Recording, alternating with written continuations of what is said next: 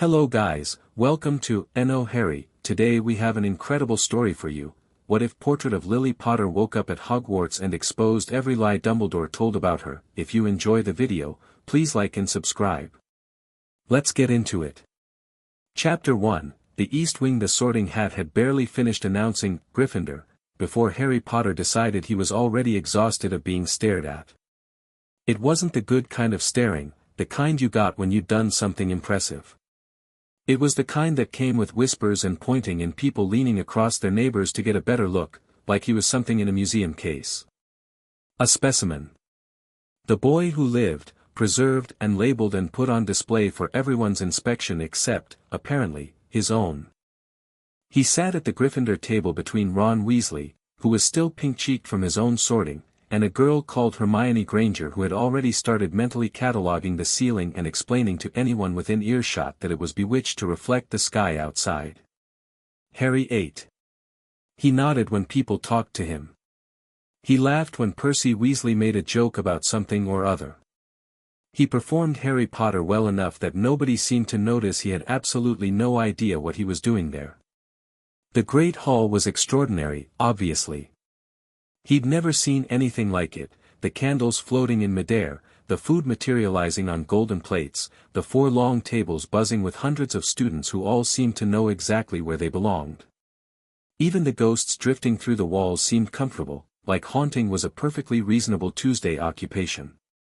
Everything in this castle seemed to know its purpose. Harry Potter had spent 10 years sleeping in a cupboard. He was still working on his. He found the East Wing by accident. That was always how it happened with Harry and important things. He stumbled into them, tripped over them in the dark, discovered them by taking a wrong turn and forgetting to be sensible. This particular wrong turn happened at 11:30 at night, when sleep wouldn't come and the dormitory felt too full of other people's comfortable snoring. He'd pulled on his trainers, wrapped himself in his school robe, and slipped out the portrait hole on the logic that if he was going to be awake and anxious he might as well be awake and anxious somewhere interesting. He'd meant to walk down to the kitchens. Ron had mentioned something about a trick stair on the 4th floor and Harry had been half listening and filed it away and then proceeded to lose the information entirely in the 10 minutes since. He took what he thought was the right corridor, then another, then climbed a staircase that moved while he was on it and deposited him somewhere he absolutely did not recognize. The corridor was different here. Quieter. The torches burned lower, more orange than the bright gold of the main halls, and the stone underfoot was dustier, the kind of dust that accumulated when people stopped coming somewhere. The paintings on the walls were dark, not the lively, chattering sort he'd seen on his way to the sorting, the ones where historical figures waved and gossiped and occasionally moved between frames to visit each other. These paintings were still. Covered, most of them, with heavy velvet drapes in deep green and burgundy. Some of the drapes were moth-eaten at the corners. Whatever was under them, it had been under them for a long time. Harry walked slowly. His footsteps sounded too loud. The corridor curved and narrowed, and he told himself he'd just go as far as the corner, just have a look, and then go back and actually try to sleep like a normal person. He went around the corner. There was one painting at the end of the hall that wasn't draped. It was larger than the others, floor to near ceiling, framed in tarnished gold that had once been quite grand. The canvas itself was dark, the painted background so deeply shadowed that it looked less like a room and more like deep water.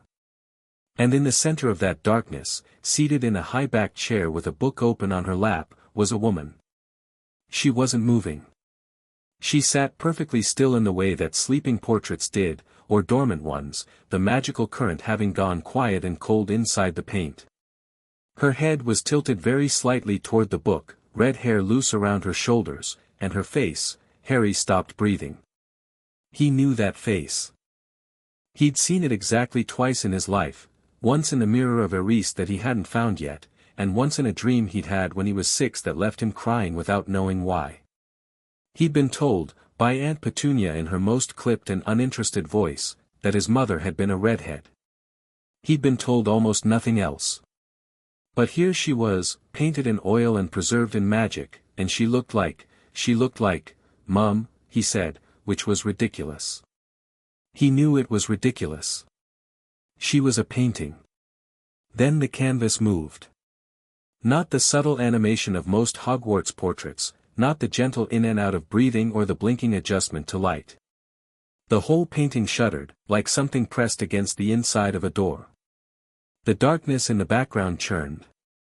The woman's hand, the one resting on the chair arm, curled slowly around the carved wood as though gripping it for balance. Her chin lifted. Her eyes opened. They were green. The same ridiculous, impossible green as Harry's own eyes in the mirror, the ones Aunt Petunia had always looked at with something between resentment and discomfort. In the painting they caught the torchlight and held it, and they were sharp, not dreamy or confused the way you might expect someone to look waking after 14 years. Sharp, and present, and then they found him standing in the corridor and she made a sound he hadn't expected. Not a gasp. Not a word. Just a short, stunned exhale, like the air being pressed out of her, and she put her free hand over her mouth. He saw her eyes fill. "Oh," Lily Potter said quietly, from behind her hand. "Oh. James." No," Harry managed. "I'm Harry. I know who you are." She took her hand away from her mouth. She was crying, which was somehow more shocking in a portrait than it would have been in a person, because the tears moved, tracking down painted cheeks with full magical fidelity. "You look just like him." I wasn't prepared for that." She pressed her lips together. "Come closer. Please." He stepped forward until he was perhaps 3 feet from the canvas. Up close she was more vivid, the artist had been talented, capturing the quick intelligence in her face, the slight unevenness to her smile. She was young. He hadn't quite processed that until now. She was young, younger than the teachers, younger than the adults who populated his world as solid, authoritative presences. She'd been 21 when she died. This painting had been made when she was 20, maybe, or just after. She looked barely old enough to have a job. She was cataloguing him with the same attention he was giving her, and whatever she found made her expression do something complicated. "You're too thin," she said. Harry blinked. What? "You're 11 and you're too thin, and those clothes aren't school uniform yet, they're not right, they're too big. They're not hand-me-downs from a growth spurt, they're clearly someone else's clothes entirely." Her eyes moved over him methodically. "How long have you been wearing other people's clothes?" I mean, the Dursleys weren't, they didn't really," he stopped. He didn't know how to have this conversation. He'd never had this conversation with anyone. It was fine. "Tell me about the Dursleys," she said, in a tone that was very careful and very controlled. Petunia's your sister, right? You know about them." "I knew about Petunia," Lily said. "I knew about Vernon. I knew what they were like. I also knew, and something very precise entered her voice, that Albus Dumbledore had absolute discretion over where you were placed after I died, and that I had made very specific requests about that placement, and that those requests did not include my sister." She paused. "Tell me about them. Start from the beginning."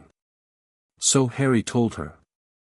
He wasn't sure why, maybe because she was technically his mother and therefore had some claim to the information, maybe because she was also technically a painting and therefore it wasn't quite as raw as telling a real person, maybe because he'd never been asked so directly and without the flinching discomfort that adults usually brought to the subject of his childhood.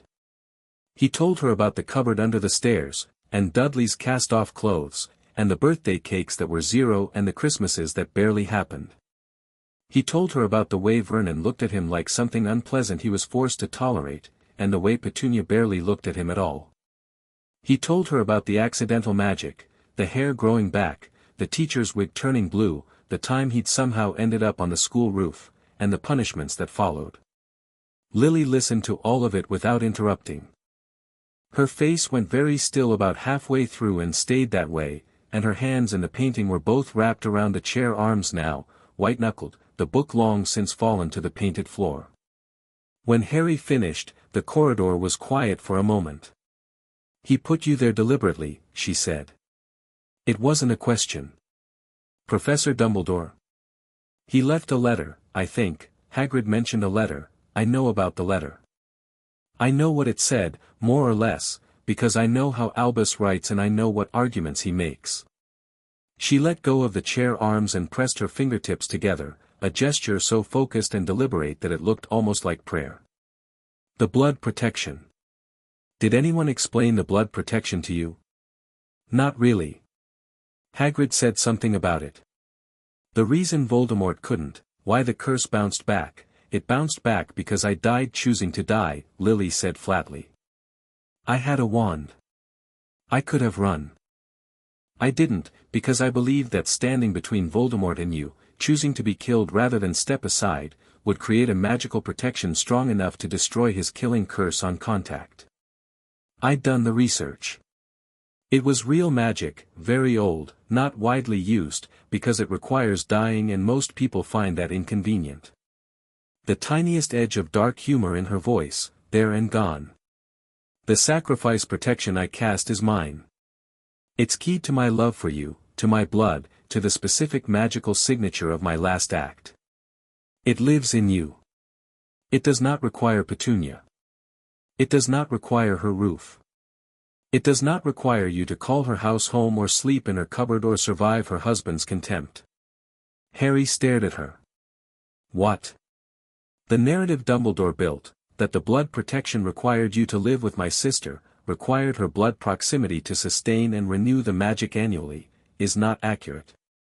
Her voice was steady. Absolutely steady. The protection I cast isn't refreshed by proximity to Petunia. It was complete the night I cast it.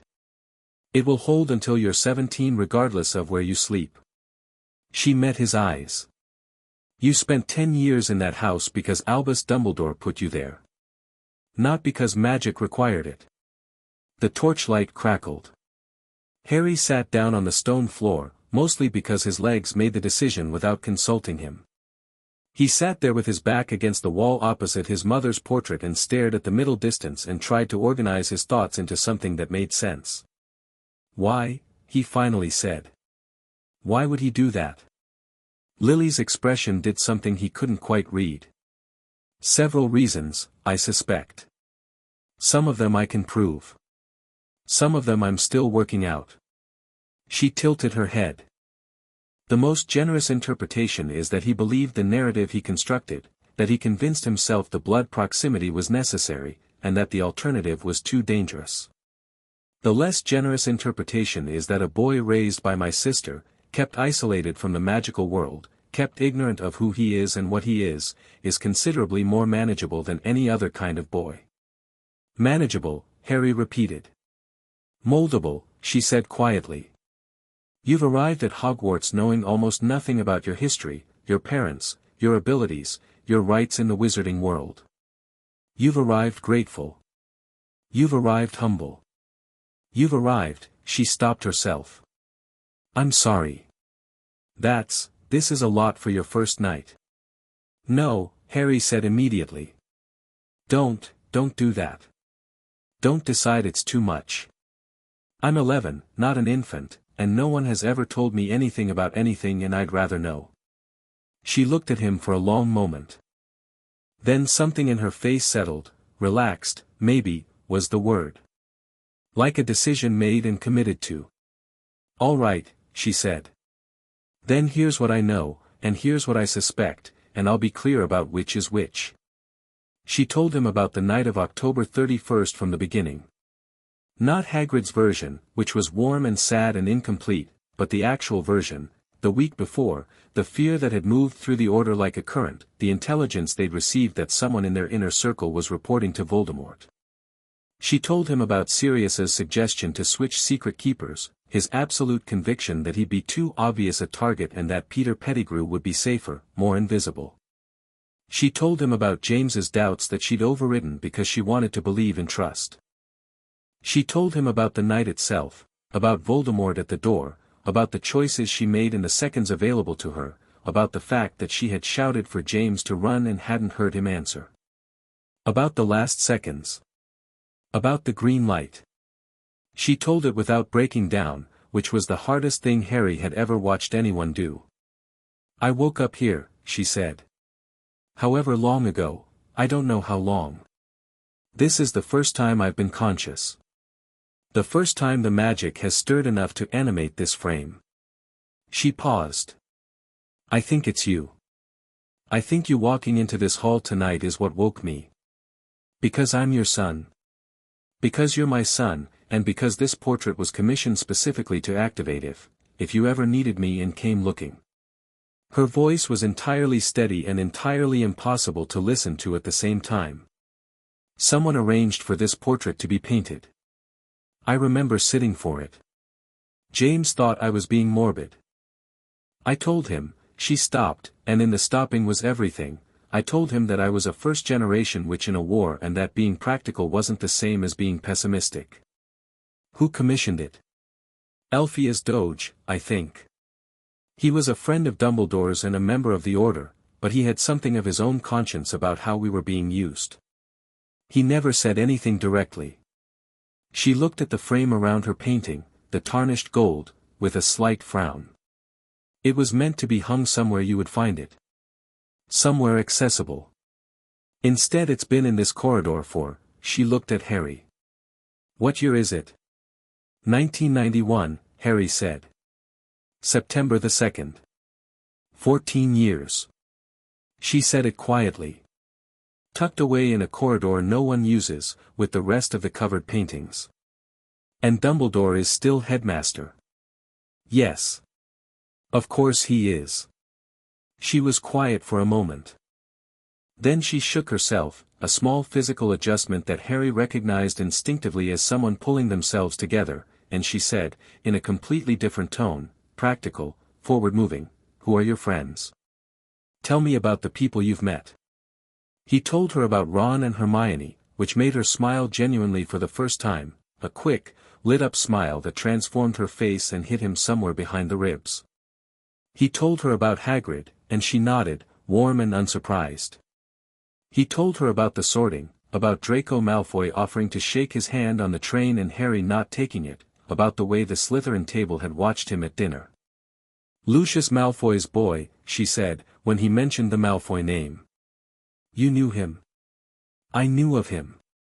His father was a Death Eater who claimed he'd been acting under the Imperius curse and bought his way out of Azkaban.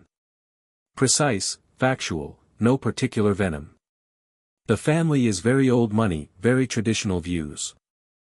The son will have been raised on specific ideas about blood purity and the proper order of things. She paused.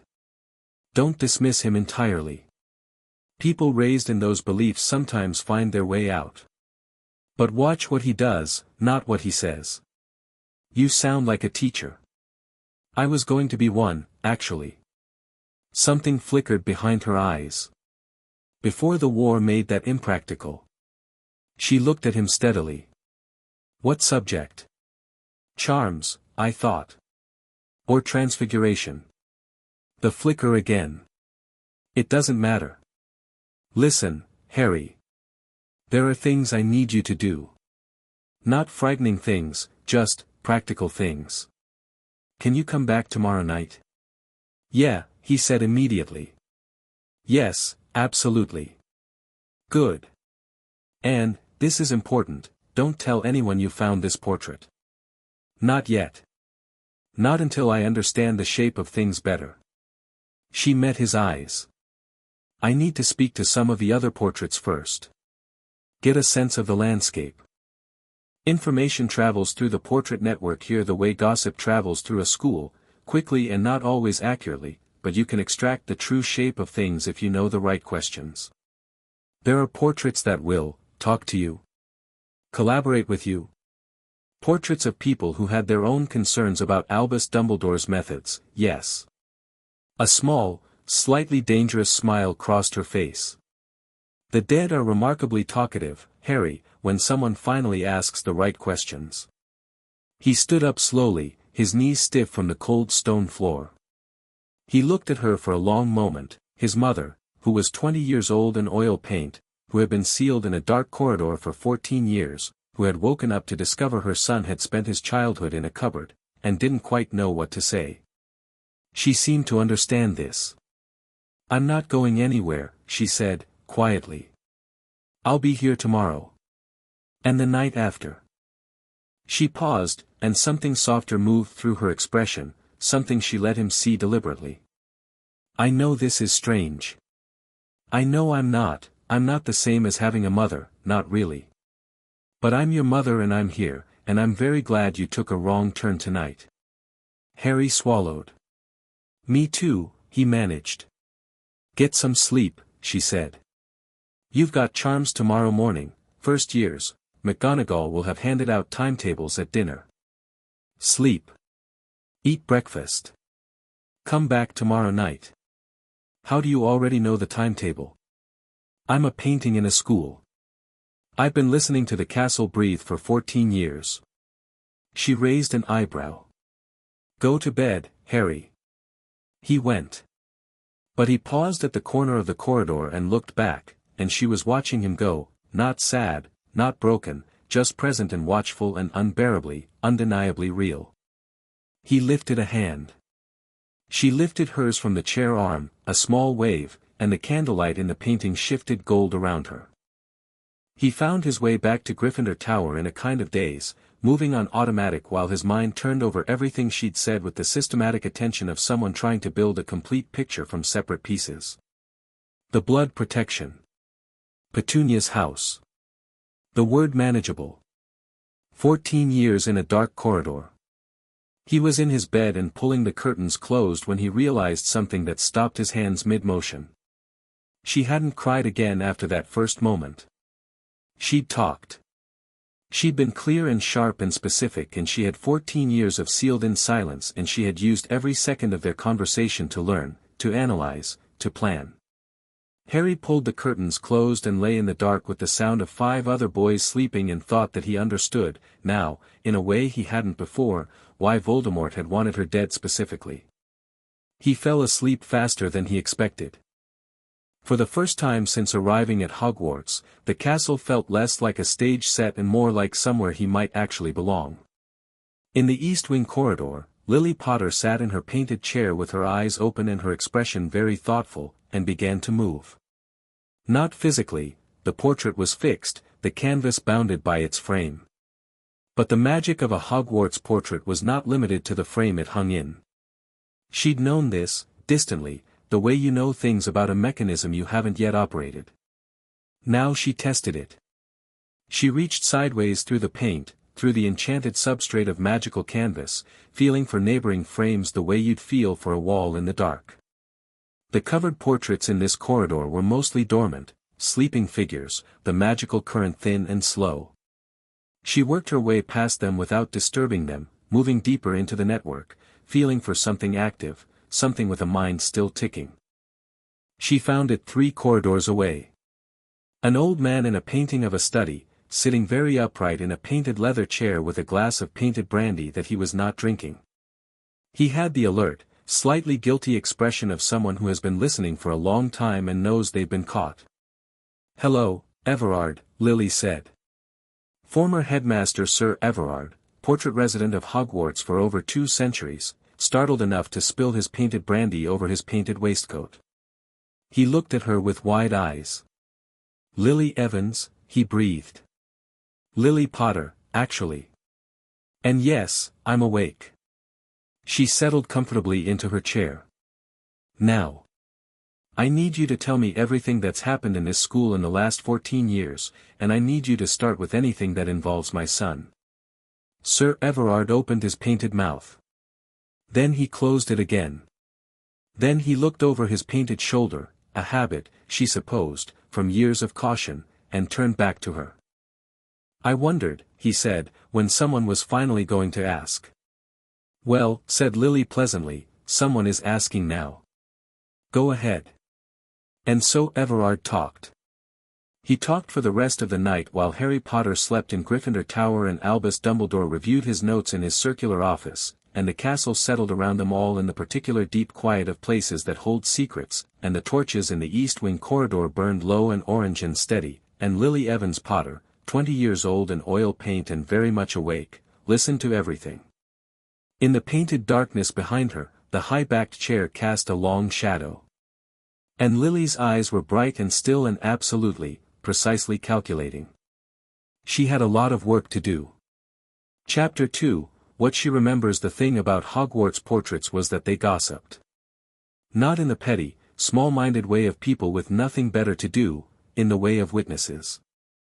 People who had been in rooms where history happened, who had watched and listened and filed things away for decades because there was nothing else to do with an immortal memory except keep adding to it. Former headmasters and headmistresses, celebrated scholars, minor nobles who donated enough to the school to earn a frame on the wall, they all talked, and they talked constantly, and the network they formed stretched through the castle like a nervous system, every portrait a node, every corridor a nerve.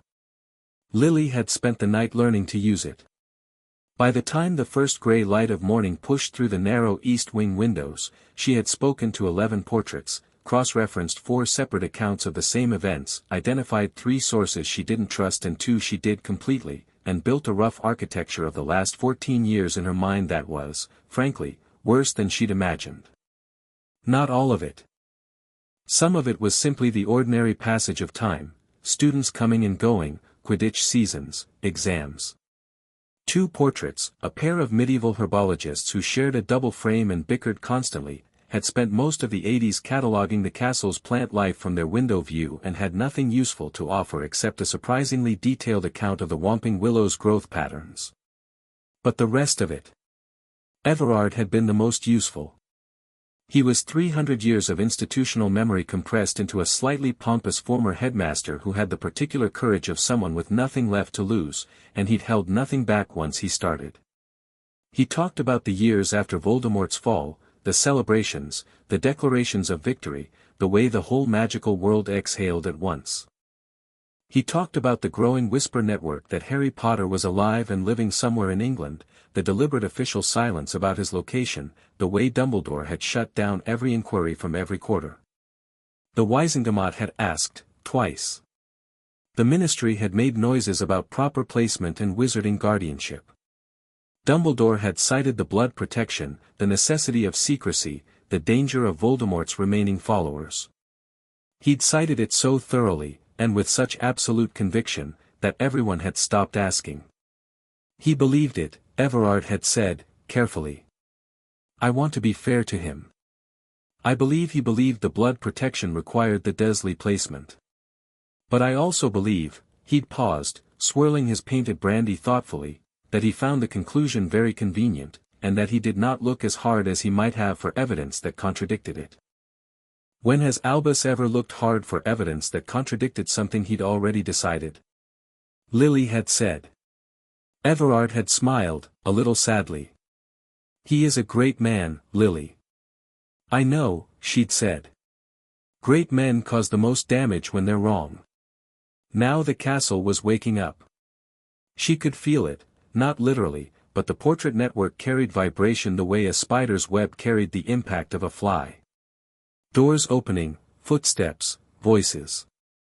The enormous complicated organism of a school shaking itself into morning routine. Far away through the network, she could sense the great hall portraits registering a flood of students, the cheerful chaos of several hundred children and breakfast. Harry would be at that table. Eating. She had a fierce, specific hope about the eating, because he was too thin, and she had filed that fact away somewhere very close to the front of her mind where it would not stop bothering her. She made herself focus. There was more to do this morning than worry about breakfast.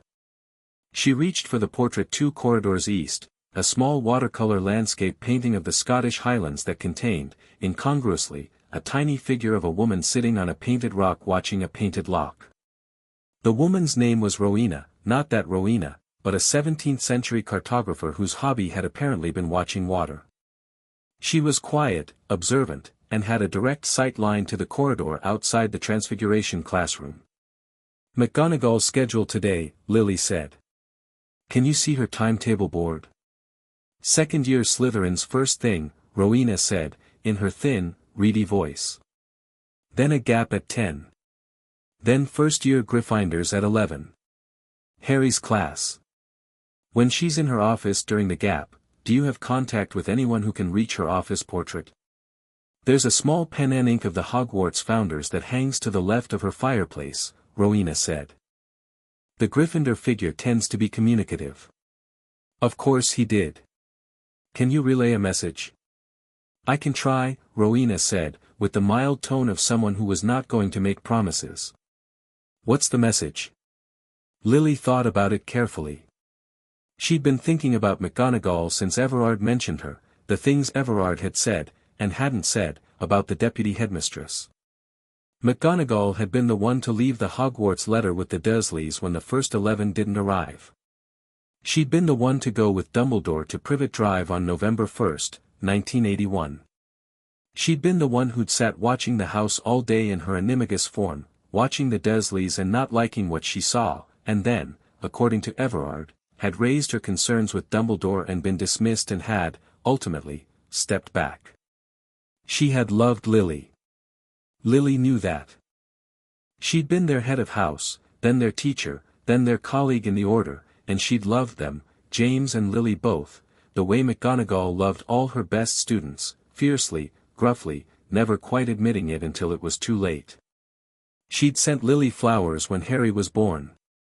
The card had said congratulations, Evans, try not to let him be as reckless as his father, and Lily had read it 3 times and laughed until she cried.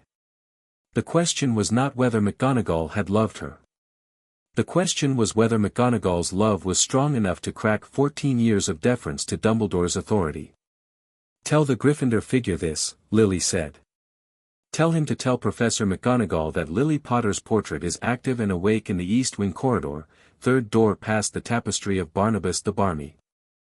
Tell him to tell her that I would very much appreciate a visit at her earliest convenience, and that I have questions about the night of November 1, 1981, that I believe she is uniquely positioned to answer. Rowena repeated it back perfectly. Then she said, she won't come immediately, you know. She'll want to think about it. I know, Lily said. I'm not in a hurry. I've been asleep for 14 years. The Highland landscape painting went quiet, the tiny figure on the rock going back to watching her painted lock. Lily settled into her chair and thought about Minerva McGonagall, about the specific architecture of her loyalty, about the difference between a person who did wrong things and a person who allowed wrong things, and the moral distance, or lack of it, between those two positions.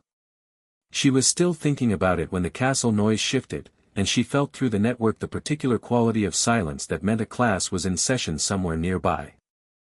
Harry was in Charms.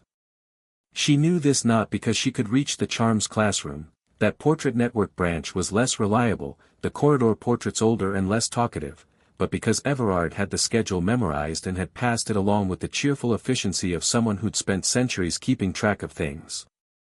First-year Gryffindors had Charms with Flitwick at 9, then a break, then Transfiguration at 11. Between now and tonight she would be operating entirely without direct access to her son, and she found she disliked that considerably more than she'd expected. She hadn't expected it to feel this immediate. This specific. She'd woken up knowing she was dead, knowing she'd missed everything, knowing there was a Harry-shaped absence in the world where her son was supposed to be. That was abstract grief, manageable, held at arm's length by focus and purpose. The concrete, specific grief, the one that arrived when she pictured him sitting in Charms without knowing that she'd spent the last 6 hours building him a defense, was something different.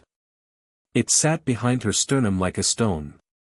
She made herself move past it, because sitting in it helped no one. The rest of the morning she spent on the second problem. The first problem was Harry, his past, what had been done to him, what needed to be undone. The second problem was more complicated and more dangerous because it lived in the present, in the castle, walking around in blue robes with half-moon spectacles and a very long silver beard. Albus Dumbledore. She had not seen him yet. She didn't know if he knew she was awake. Everard said the headmaster's portrait gallery, the row of former headmasters in his office, would carry news instantly if it reached them, and it might already have. The portrait network was like any communication system, it had gaps, and she'd been deliberately limiting her reach last night to avoid exactly that. She needed more time before Dumbledore knew she was active. Not much more time. But some. What she was building was not a confrontation. Not yet. A confrontation was the wrong tool for Albus Dumbledore, who was perhaps the finest strategic mind she'd ever encountered and who had decades of experience managing confrontations, deflecting them, absorbing them, and emerging with his narrative intact. You didn't go at him directly. You built the case first.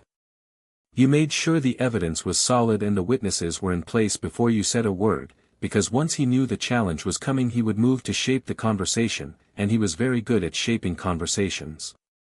She knew this about him. She'd watched him do it in order meetings for 2 years, watched him manage Moody's paranoia and Sirius's impulsiveness and James's confident recklessness with a deftness that had, at the time, seemed like wisdom. The comfort of a leader who knew exactly what he was doing. Only now she was on the other side of it, looking at her son in his too big clothes with his too thin wrists, and wisdom looked considerably different from this angle. She pulled her thoughts back to specifics. The first lie, the blood protection, she had the theory of it, the mechanics, what she knew about the original magic. What she needed was documentation. Something solid. Old magical theory texts in the Hogwarts library, specific passages about sacrificial protection magic and its parameters.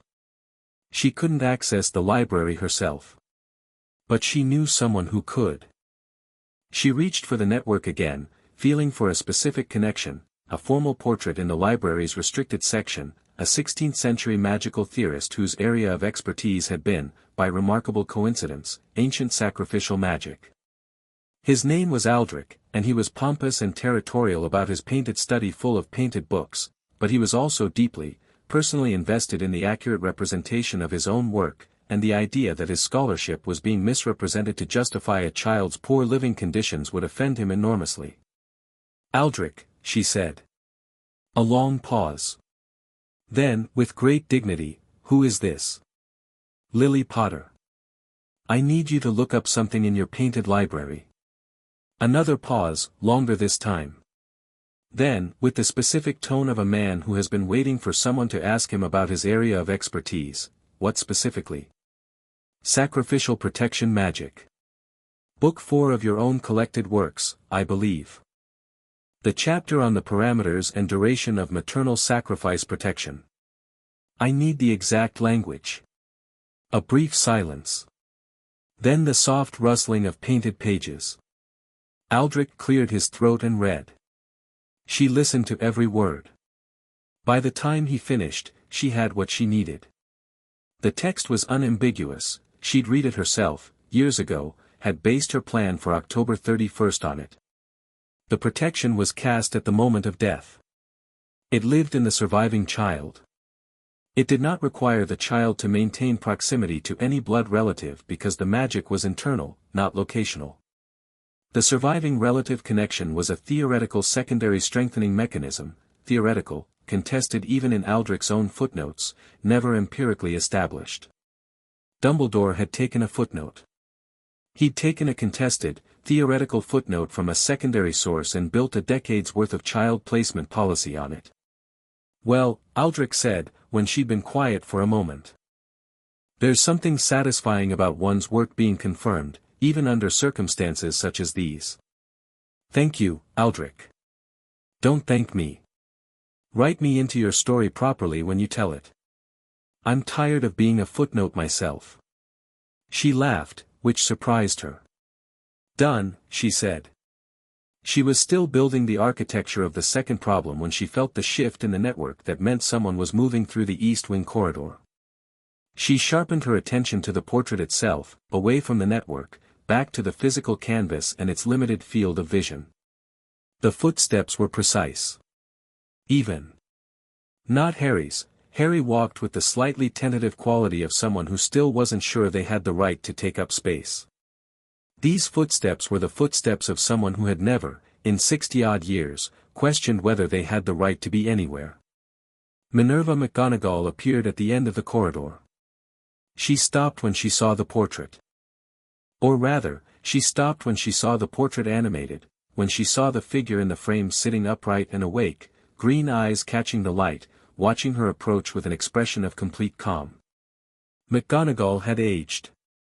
Lily had known she would have, obviously, but knowing and seeing were different things. The hair was more silver than it had been, the lines around her mouth deeper, the set of her shoulders carrying some weight that hadn't been there in 1981. She was wearing her teaching robes, a stack of parchment under one arm, and her expression as she walked down the corridor was the expression of a woman who had been thinking hard about something for several hours and had not arrived at comfortable conclusions. She stopped 3 feet from the portrait. The same distance Harry had stood last night. For a moment, neither of them said anything. "Lily," McGonagall said finally. Her voice was very level. "Minerva." Lily kept her tone warm, without edges. There would be edges later, if they were needed, but she didn't want to open with them. "You look well. Relatively. You look like someone who's been worrying. I received your message." McGonagall set the parchment under her arm against the corridor wall, with the precise movements of someone who needed something to do with their hands. The portrait network in this school is not as discreet as it believes itself to be. "I know. I used it to send you a message." Lily paused. "I'm being careful about what travels through it. But I needed to speak with you, and I didn't think walking up to you at breakfast was an option." McGonagall's eyes moved over the portrait, the frame, the condition of the canvas, the general state of neglect in the corridor. Something shifted in her expression. "How long have you been here?" "The portrait was painted in 1980. I woke last night." Lily kept her voice even. "When Harry walked down this corridor." McGonagall closed her eyes briefly. "I didn't know it was here," she said. "I want to be clear about that. I did not know this portrait existed or that it was placed in this corridor." "I believe you." And she did. "That doesn't mean I don't have questions for you." McGonagall opened her eyes. She had the look of someone standing at a door they've been avoiding and have finally decided to open. "I imagine you do." "Tell me about November 1st, Lily said. "Tell me what you saw at Privet Drive, and what you said to Albus, and what he said back." McGonagall told her. It came out in careful, precise language, because that was how McGonagall communicated under emotional pressure, with controlled language and exact detail, all the feeling stored behind the precision rather than in spite of it. She told Lily about sitting all day in her animagus form watching the Dursleys come and go, Vernon Dursley getting on a bus, Petunia pushing a pram, Dudley apparently doing something unpleasant to a neighborhood cat. She told her about Dumbledore arriving with the baby, about the letter, about her own objections. She used direct quotes, which Lily appreciated. She was 90% sure they were accurate, because McGonagall had the memory of a woman who had spent decades administering Hogwarts and had therefore developed the habit of remembering important conversations word for word. "I told him," McGonagall said, and there was something under her voice now, something with heat in it, that these were the worst sort of muggles. "That I'd been watching them all day. That the boy would be infamous among our kind, there wasn't a child in the wizarding world who wouldn't know his name, and to be raised by people who would give him no preparation for that, no knowledge of what he was, no context for his world." "What did he say?" McGonagall's jaw tightened. "He said it was for the best. He said Harry's fame would be a burden, and that a childhood away from it would give him humility and groundedness. He said the blood protection required, the blood protection, Lily said, does not require Petunia." Silence. "I know," McGonagall said. Lily stared at her. "You know. I did research. A few years later. I had doubts, and yes. I believe Aldrich's original text is clear that the protection is internal to the child." She was holding McGonagall's own gaze, steady. "I raised it with Albus, in 1985. He said the secondary strengthening mechanism was significant enough to justify the placement, that the risk of removing Harry was too great, that." She stopped. "He was very convincing." "He's always very convincing," Lily said. Her voice was still level. "What did you do after he convinced you?" The long pause told her everything. "I let it go," McGonagall said. Yes, Lily said. You did. She let that sit in the corridor air for a moment. Not cruelly, McGonagall's expression already held enough of its own weight without Lily adding to it. But truthfully. Because truth was the whole point and she wasn't going to soften it into irrelevance. I have been thinking about it for 14 years, McGonagall said, in a low voice that cost her something. If that matters. It matters, Lily said. Thinking about it didn't get Harry out of that house, but it matters to me that you didn't just, she paused, searching for the right word, absorb it. Decide it was fine. She watched McGonagall's face. You're here now. I am. Which means you're willing to be useful. Something shifted in McGonagall's expression, a very slight recalibration, a movement from guilt to purpose. It was, Lily thought, probably the most useful thing guilt could do. What do you need? Right now? 2 things. Lily settled forward in her chair slightly, dropping the deliberate warmth of the opening and moving into the register of 2 professionals working a problem. First, I need you to observe Harry. Not manage him, not steer him, observe. He's going to discover things this year, and I need someone who's physically present to watch his back in ways I cannot. McGonagall nodded. And the second thing? I need to know everything that's been put in place for this year. Everything you know about what Dumbledore has arranged, what he's planning, what's already in motion. She paused. There's something in this castle that doesn't belong here. I can feel it at the edges of the network. Something that shouldn't be here. McGonagall went very still. 3rd floor corridor, she said quietly. Right-hand side. What's there? I've been told, McGonagall said carefully, that it's not my concern. Lily looked at her for a long moment. And does that satisfy you, Minerva? A pause. Then McGonagall said, with great restraint, no. It does not. Good. Lily settled back. Then let's talk about that too. They talked for 40 minutes. McGonagall stood in the corridor with her parchment against the wall, and Lily stayed in her chair, and by the end of it Lily had a substantially more complete picture of the year that was unfolding around her son. The 3rd floor corridor. The locked door. The thing behind it, McGonagall wouldn't say, but she'd confirmed it was dangerous, that students had been warned away with a specificity that suggested Dumbledore wanted the warning to function as an invitation for a certain type of student. She'd confirmed, too, what she knew about the defense against the dark arts position, about Professor Quirrell, who was nervous and stuttered and whom she personally found unsettling in a way she couldn't quite articulate. About the particular care that had been taken over the security of whatever was on the 3rd floor. About the fact that Dumbledore had arranged this, all of it, with the same quiet deliberateness with which he arranged everything. When McGonagall finally gathered her parchment and straightened her robes to leave, she paused. He's a good boy, she said. It came out slightly rough. Harry.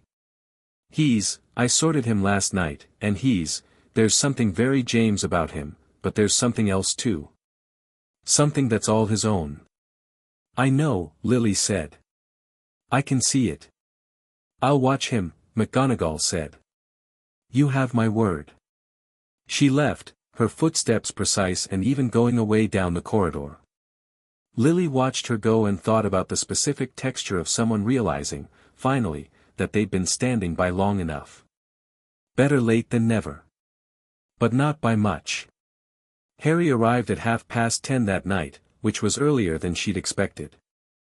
He was still in his school robes, hair in its usual state of structured chaos, and he was moving with purpose, not the wandering drift of the previous night but something directed, energized. He had the look of someone who had spent a day with their brain running at twice the normal speed. I've been thinking about everything you said, he announced, before he'd even properly stopped walking. Hello to you too, she said. Did you eat?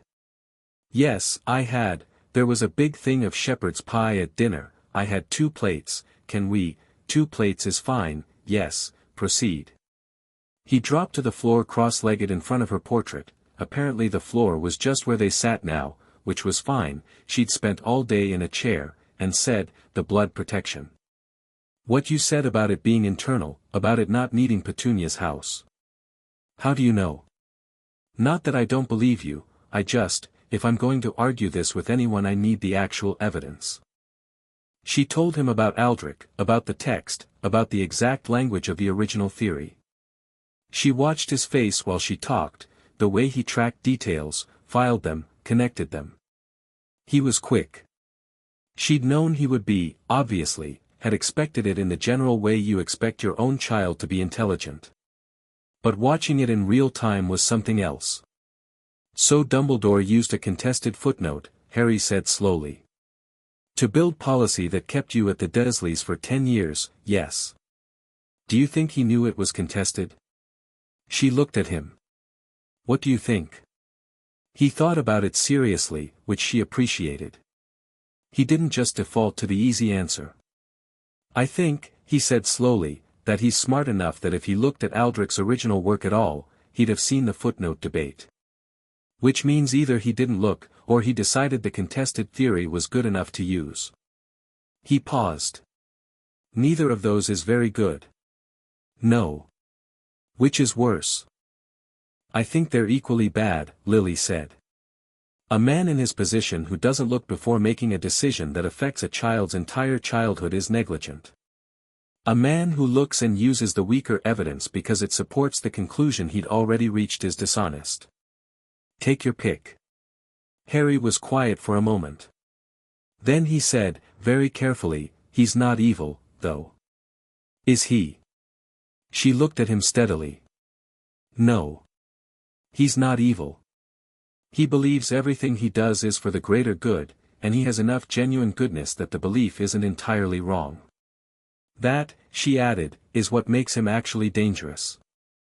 Evil you can fight directly. A good man with wrong ideas who has the entire establishment behind him requires considerably more care. Harry absorbed this. What are we doing about it? Carefully building a case, she said. Gathering evidence. Making sure that when the truth comes out, it comes out with enough support that he can't simply reframe it as something harmless. She paused. I talked to Professor McGonagall today. His eyes widened. You did? How? Portrait Network. She saw his expression and said, I know. I know that undermines the don't tell anyone instruction from last night. I want to be clear about why I talked to her specifically. I need an ally who's physically present, who can act in ways I can't. McGonagall has been carrying guilt about you for over a decade. People carrying that kind of guilt are, if you get to them the right way, very motivated allies. Did you get to her the right way? I believe so. She paused. She's not going to suddenly turn against Dumbledore. She loves him. She respects him. But she has her own line, and I think we're close enough to it now that the right pressure will move her past it. What is her line? Lily thought about it. Harm to children she's responsible for, she said. She has very firm ideas about the duty of care this school owes its students. If she becomes convinced you've been harmed under Dumbledore's management, not just inconvenienced, genuinely harmed, she'll act. Harry nodded slowly. Then he said, there's something on the 3rd floor. Lily looked at him sharply. How do you know about that? Hermione, he said, with the tone of someone who was rapidly learning that Hermione Granger knew everything. She read Hogwarts, a history on the train, and she's been supplementing it with every other book she can find, and apparently there's a whole thing about restricted areas, and she's been asking portraits in the main corridors, and she told me at breakfast that the 3rd floor right side is off limits this year and that no one knows why except it's definitely something. He took a breath. She wants to find out what it is. Of course she does, Lily said, with something that was almost a smile. So do I. Don't go to the 3rd floor yet. Not until I know more. Okay. He said it without argument, which she noticed. He wasn't the type to reflexively obey, she could see that clearly, but he was the type to recognize a reasonable instruction from a trustworthy source. Good. That distinction mattered. Can I ask you something? Harry said. You can ask me anything. He looked at the more actions request aborted right the next chapter now. Chapter 3, The Headmaster's Silence. He found out on a Wednesday. Lily had been awake for 9 days, and she'd spent those 9 days building with the careful patience of someone who knew that what they were constructing had to hold weight. She'd mapped the portrait network thoroughly enough to identify 14 reliable contacts, 3 of whom had direct sight lines to places she specifically needed watching. She'd pulled documentation through Aldrich on 3 separate points of magical theory. She'd had 2 more conversations with McGonagall, each one longer and more substantive than the last, and she'd watched the deputy headmistress move through the stages of guilt to purpose with the systematic efficiency of a woman who'd been waiting for permission to act and had finally granted it to herself. She'd also been teaching Harry. Not formally, she had no wand, no physical presence, no ability to demonstrate anything. But she had a first-class education and 2 years of order fieldwork and the specific detailed knowledge of what her son's magical education looked like from the outside, which was adequate, standard, and designed for the average. Harry was not average. He was catching up fast from a baseline of complete ignorance, which told her something very specific about his raw ability, and she was supplementing every evening with the things she would have taught him herself if she'd had the chance. Theory. History. The underlying mechanics of why magic worked the way it did, the understanding that Hogwarts classes taught what but rarely bothered with why, and that knowing why was what separated a competent witch from a genuinely dangerous one. Harry soaked it up like he'd been thirsty for it his entire life. Which, she supposed, he had. So she was in the middle of explaining the theoretical underpinning of switching spells, the sympathetic resonance principle, the reason you couldn't switch something to a state more complex than its current form without substantial additional energy, when she felt it. The portrait network rippled. A specific kind of ripple, the kind she'd learned to identify over the last 9 days as the signature of a large, slow-moving intelligence making inquiries through the official channels. The headmaster's portraits in his office were connected to the main network, and when Dumbledore asked them something, the asking sent a particular quality of attention outward through the system, like dropping a stone into still water. He was asking about the East Wing. Lily stopped mid-sentence. What? Harry said immediately. Dumbledore just inquired about this corridor through his office portraits, she said. She was already thinking through the implications, the timing, the options. He's going to come here. Harry's face did something complicated. Today. Likely. He won't rush, that's not his style. He'll finish whatever he's doing first, make the inquiry seem casual, arrive as though he happened to be in the area. She met Harry's eyes. You need to not be here. What? No, I want to, Harry. Her voice was steady and clear. If he finds you here on a Wednesday night after curfew, the conversation becomes about that. It becomes about your welfare, your safety, your attachment to a portrait of your deceased mother, and he will handle it with enormous gentleness and complete control, and you will leave this corridor having told him everything you know while believing you told him nothing. She held his gaze. I know exactly how he works. Let me have this conversation first. He didn't like it. She could see that, the jaw set, the quick flash of something that was absolutely James, but he also heard her, which was all she needed. He pushed himself up from the floor and brushed stone dust off his robes. You'll tell me everything he says? Every word. Go. He went. She listened to his footsteps retreating down the corridor, and then there was silence, and she settled into her chair and folded her hands and waited. He arrived 20 minutes later. Albus Dumbledore at 70 was very nearly what Lily had expected and entirely what she dreaded. Not physically, she'd known what he looked like, the long silver beard, the half-moon spectacles, the robes that always seemed to contain slightly more color than the occasion strictly warranted. He was physically as expected, perhaps a little more stooped than she remembered from his infrequent order appearances, his face carrying the particular weathered quality of someone who had been carrying large things for a very long time. What she hadn't fully anticipated was the emotional impact of seeing him. Not grief, not affection, she'd thought she was past both, but something more complex. The recognition of a man she had trusted. The recognition, immediately behind it, of everything that trust had cost. He walked down the East Wing corridor slowly, with his hands clasped behind his back, and he stopped in front of her portrait and looked at her for a long moment over the top of his spectacles with an expression of, she noted, absolutely zero surprise. "Lily," he said, warmly. "How wonderful." "Albus," she said pleasantly. "You knew I was here." "I'd been informed the portrait was placed in the castle, yes. I confess I didn't know precisely where. The East Wing is rarely traversed. You placed it in the East Wing," she said. Her voice was still pleasant. "Elphia's Doge commissioned it. You arranged the placement. I've confirmed this with Phineas Nigellus, who was headmaster at the time you had it moved here in November of 1981 and who has, over the course of 14 years, developed some feelings about that decision that he was quite willing to share with me." A brief pause. Nothing dramatic, Dumbledore's pauses never were. Just a slight adjustment, a rebalancing, the motion of a man who has been playing chess for decades and has heard an unexpected piece move on the other side of the board. Phineas was always rather free with information. He was, Lily agreed. He also confirmed that the instruction was to place it somewhere out of the way. Not the main halls, not the portrait gallery, not anywhere students regularly go. She tilted her head. "That's interesting, isn't it? A portrait specifically commissioned to be activated by my son walking past it, placed somewhere my son was very unlikely to walk." "The main halls would have been overwhelming," Dumbledore said, still warm, still measured.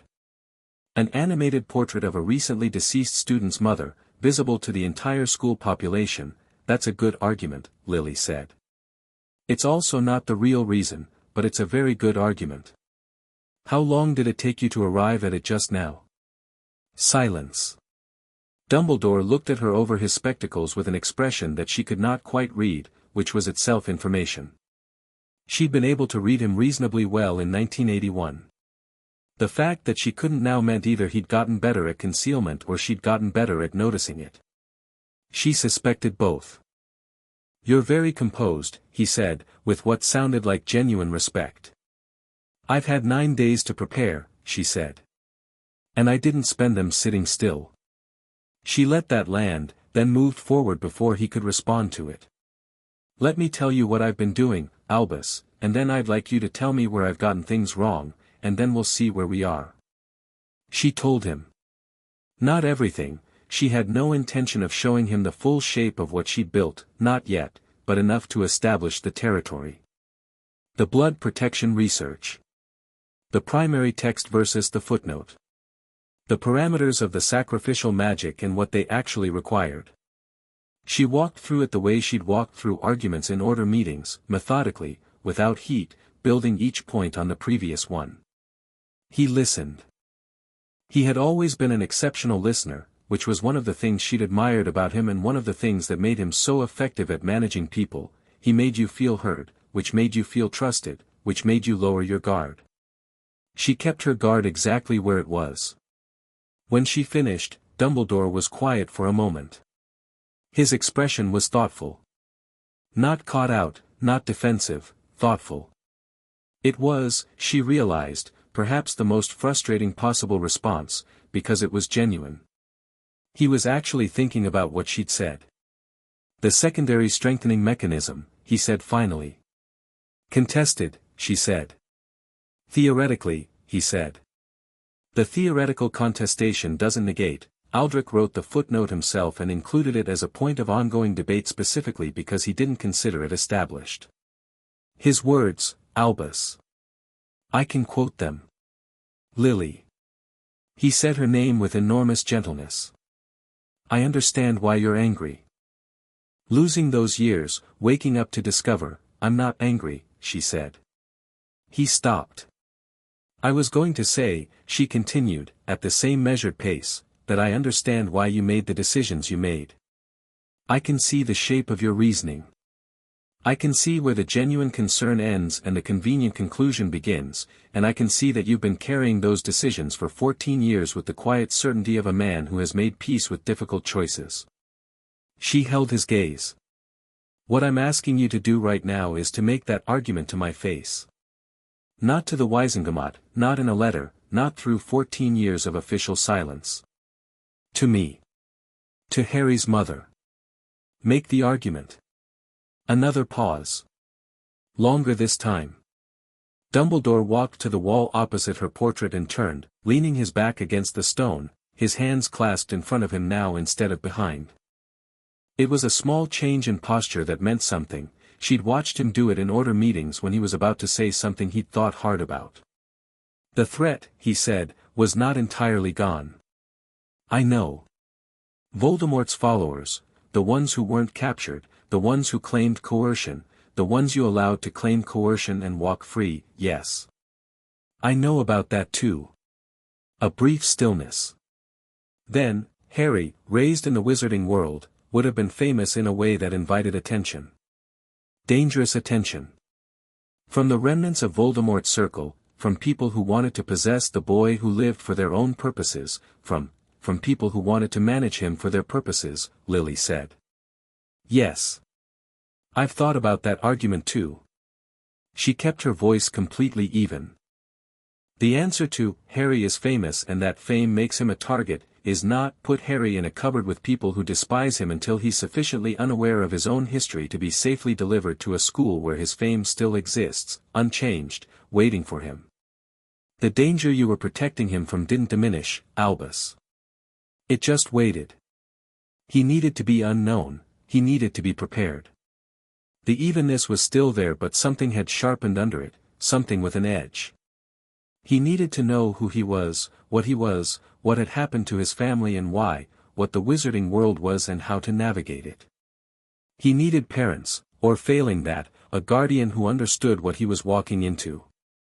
He needed, at the absolute minimum, to know that someone loved him. She stopped. Steadied herself.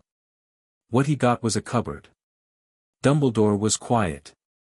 He thought his name was Boy until he was old enough to go to school, Lily said. Did you know that? The silence in the corridor was absolute. I didn't know that specifically, Dumbledore said. Didn't know, or didn't ask. He took his spectacles off. Cleaned them on his robe, which was a gesture she recognized from order meetings as his method of buying himself 2 or 3 seconds when he needed to think. Lily, I want an answer, Albus. Not a management. An answer. He looked at her directly, without the spectacles, and she saw something behind his eyes that was not performance. She didn't reach for it, she wasn't doing this for the satisfaction of finding his guilt. She was doing it for the record. Because 2 corridors away, in a small landscape painting of the Scottish Highlands, Rowena the cartographer had been listening to every word and would carry an accurate account through the network to Everard, who would carry it to 3 others, and the shape of this conversation would exist in the portrait record of Hogwarts Castle before morning. I didn't ask, Dumbledore said. As often as I should have. Thank you, she said. For saying that honestly. And she meant it. She didn't soften what followed, but she meant the acknowledgement. There's more. I suspected there would be. The 3rd floor. His expression shifted, subtle and swift, a very slight tightening around the eyes. The 3rd floor corridor is housing something valuable, dangerous, and apparently in need of a 12-year-old to retrieve it, she said. I don't know exactly what it is yet. I know what I can infer, something that requires multiple layers of magical protection, something that Quirrell knows about, something that you've essentially invited a specific type of student to try to get past. She watched his face. I know there's a prophecy, Albus. I know about the boy who would have the power to vanquish the Dark Lord. I don't yet know everything you know about it, but I know enough. The prophecy is considerably more complex than, is Harry a weapon, she said.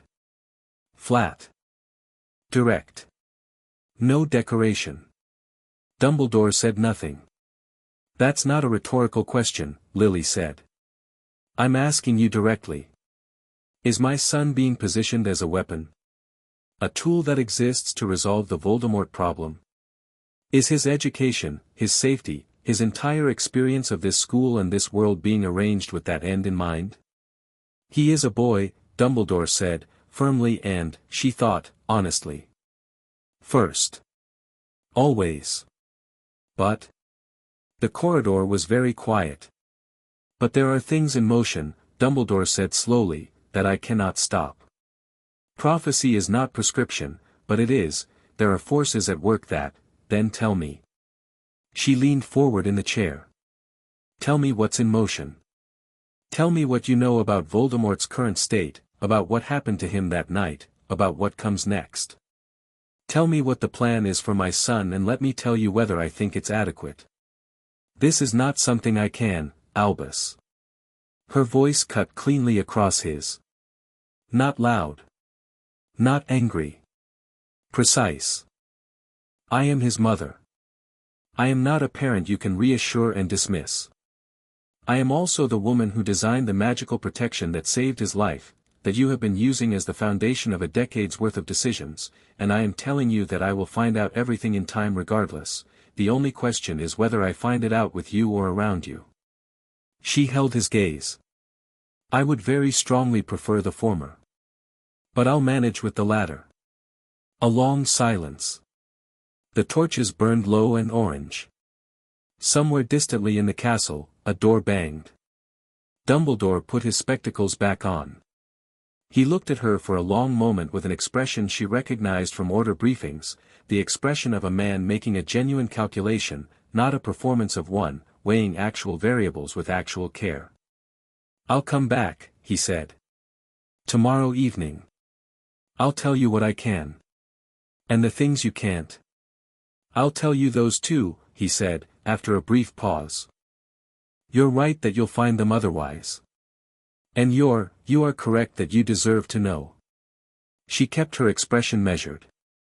This was not a victory. This was Dumbledore choosing the version of events he controlled over the version he didn't, which was itself a strategic choice. But it was also a concession, a real one, structured by genuine pressure, and she'd take it. Tomorrow evening, she said. He turned to go, then stopped. Without turning back, he said, I am sorry, Lily. For what it's worth. She looked at his back, the slight stoop, the long silver hair, the blue robes that were somehow always slightly too vivid. A man who had been carrying enormous things for a very long time and who was, she was certain, genuinely sorry, and also genuinely certain that his choices had been necessary and also genuinely unable to tell the difference between those two beliefs and how much they contradicted each other. I know you are, she said. Come back tomorrow. He left. Lily sat in her chair for a long moment after his footsteps faded. She reached sideways into the portrait network and said, quietly, Rowena? Got every word, the small cartographer said immediately. Make sure Everard has it by morning. Already going. She sat back and let herself breathe, metaphorically, because paintings didn't breathe, but the pause felt like breathing. She'd expected the conversation to be harder. Not the emotional content, she'd been prepared for that, had built walls around it that she intended to keep, but the strategic resistance. Dumbledore had conceded faster than she'd anticipated, which meant either she'd been more effective than she'd planned or he'd seen some advantage in conceding that she hadn't yet identified. Probably both, she decided. He always found the advantage. The question was where it was. She was still working on it 20 minutes later when she heard Harry's footsteps, distinctive, quick, slightly impatient, coming down the corridor. He sat down on the floor without preamble. Well? He conceded faster than I expected, she said. He's coming back tomorrow to tell me more about the third floor and the larger situation. Harry stared at her. Just like that? Not just like that.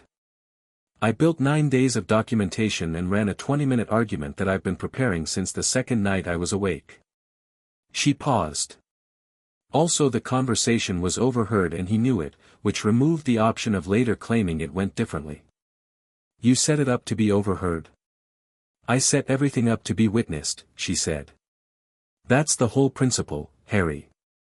Evidence without witnesses is just an accusation. He thought about this. Yeah. That's smart.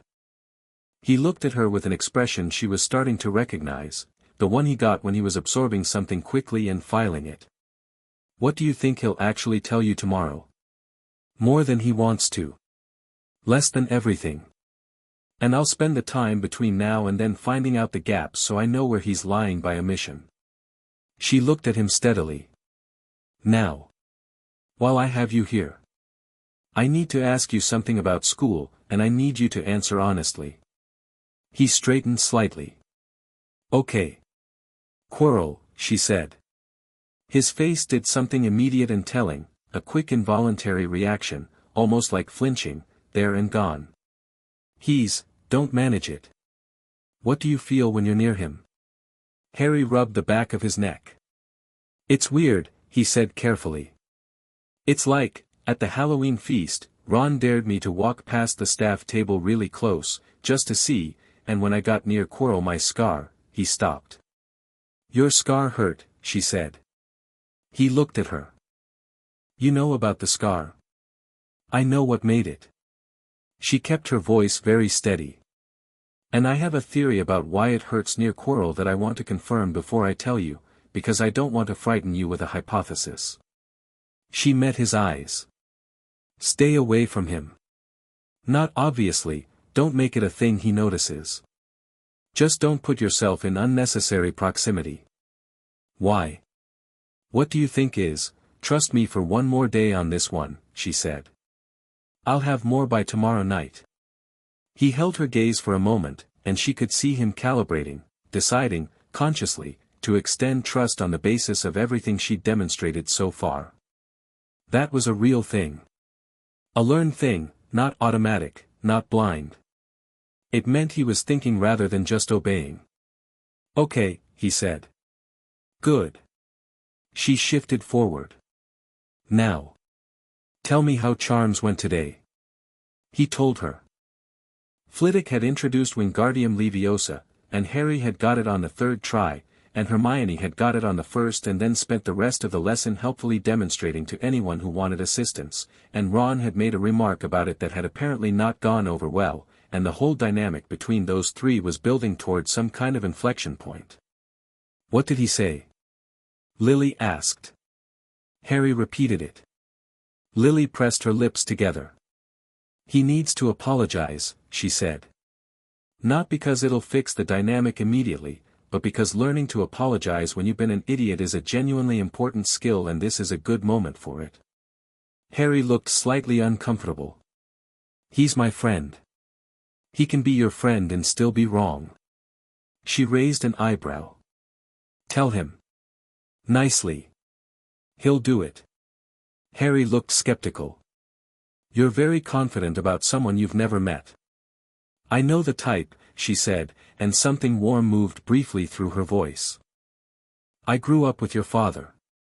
He grinned at that, sudden and unguarded and so much like James that she had to look at him for an extra second just to hold on to it. Then she gathered herself, because there was still more to cover and it was getting late. One more thing, she said.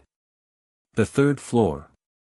I don't want you near it, and I'm telling you exactly why so you don't decide the reason I'm giving isn't good enough and go anyway.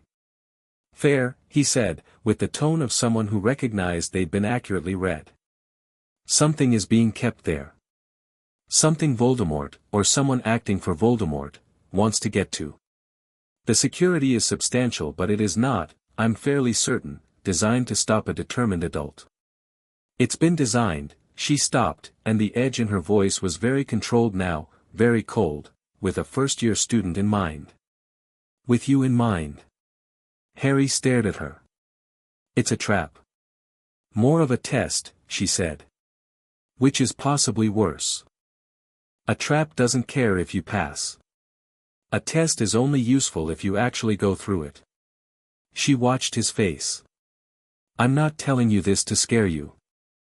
I'm telling you so that if someone tries to steer you toward that corridor, a friend, a teacher, an anonymous tip, a convenient rumor, you know to recognize it for what it is. Which is what? Someone deciding, she said, that you are the solution to their problem. Her voice was quiet and absolutely clear. You are not a solution, Harry. You're 11 years old and you're my son and you're a person. Act like one. He looked at her for a long moment. In the torchlight his eyes were her eyes and his face was James's face and he was both of them and neither and entirely himself, and she was fiercely, specifically, completely certain that she would not let anyone use him as a chess piece while she had a single painted breath to spend. Okay, he said quietly. Okay, she said. Now go to bed. After he'd gone she sat very still in her chair and thought about Dumbledore arriving tomorrow evening, and everything she still needed to find out before then. She thought about Quirrell, and her scar theory, and the cold certainty settling in the pit of her stomach about what was living in that castle alongside her son. She thought about what she'd said, "You are not a solution," and the specific quality of his expression when she said it. The way something in his face had shifted. Like a pressure he hadn't known he was carrying had been named, and the naming had lightened it slightly. She was going to find out what was on the third floor. She was going to find out what Dumbledore was planning. She was going to build a complete account of everything that had been done to her son and arranged around her son and decided about her son without his knowledge or consent, and she was going to make sure it was so thoroughly documented and so widely known through the portrait network that it couldn't be quietly buried. And then she was going to have a very long conversation with Albus Dumbledore in which she told him exactly what was going to change. She reached into the portrait network and began pulling threads. Chapter 4, Letters Never Sent. The conversation with Dumbledore had happened on a Wednesday. By Friday morning, 3 things had changed. McGonagall had started sitting slightly closer to the Gryffindor table at meals, close enough to observe without being obvious about it. Harry had stopped flinching when older students stared at him in the corridors, not because the staring had stopped, but because something in how he carried himself had shifted, like he'd quietly decided he was allowed to take up space. And Hermione Granger had cornered him before breakfast with a library book, a highlighted passage, and the expression of someone who had been awake since 5 in the morning and considered this perfectly reasonable. Harry told Lily about it that night. Hermione had found a reference in Hogwarts, a history to a security chamber on the 3rd floor that had been used in the 15th century to house a cursed object, the specifics of which the book declined to detail, and she wanted to cross-reference it with 3 other texts she'd already reserved. And did Harry want to come to the library after dinner? And she'd already told Ron, who'd said probably not but might come anyway if there was nothing else on. Lily listened to all of this and said, "Tell her she's on the right track and to keep going, but to be careful what questions she asks out loud in the library." Harry looked at her. "Why?" "Because portraits have ears," Lily said, "and not all of them are on our side." He'd nodded and gone, and she'd sat with that for a while, the weight of it, the specific adult anxiety of knowing more than she could responsibly share all at once with an 11-year-old, and having to calculate constantly what he needed against what would simply frighten him. She didn't want to frighten him. But she also wouldn't manage him.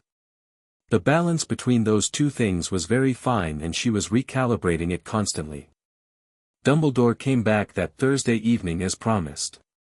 He sat on the stone window ledge at the end of the corridor, the first time she'd seen him sit in her presence, which she noted, and talked for nearly 2 hours. He told her about Voldemort's diminished state, the theory of how he'd survived, the working hypothesis about what he was seeking. He told her about the object on the 3rd floor with a careful specificity that told her he was telling the truth and omitting something, and she filed the omission's shape for later. He told her about the prophecy, more than she'd expected, less than everything, and the specific language of it, and she listened without interrupting and then sat with it for a moment before responding. "Power he knows not," she said. "Yes." "And your interpretation?" "Love," he said. "The protection you cast." "The magic that's my magic," she said quietly. "Not his power. My sacrifice lives in him, but it was my choice, my casting, my death. If that's the power he knows not, then it's borrowed power, and borrowed power has limits. Dumbledore was quiet. "What does Harry need to be able to do?" she asked. "Not what you've arranged for him to do. What does he actually need?" It was the right question, and she could see him turning it over with genuine thought. "He needs to survive an encounter with whatever Voldemort has become," Dumbledore said. "And beyond that, eventually, when the time comes, don't." She kept her voice level. "Don't say whatever you're about to say. Not yet.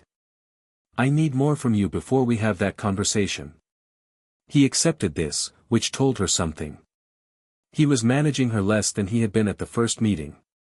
She wasn't sure whether that meant she'd worn him down or whether he'd decided that genuine engagement served him better at this point, and she kept both possibilities active.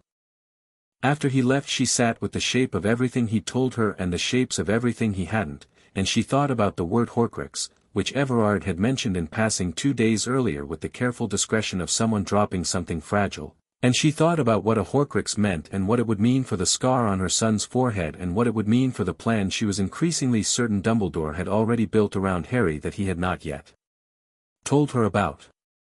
She thought about it for a long time.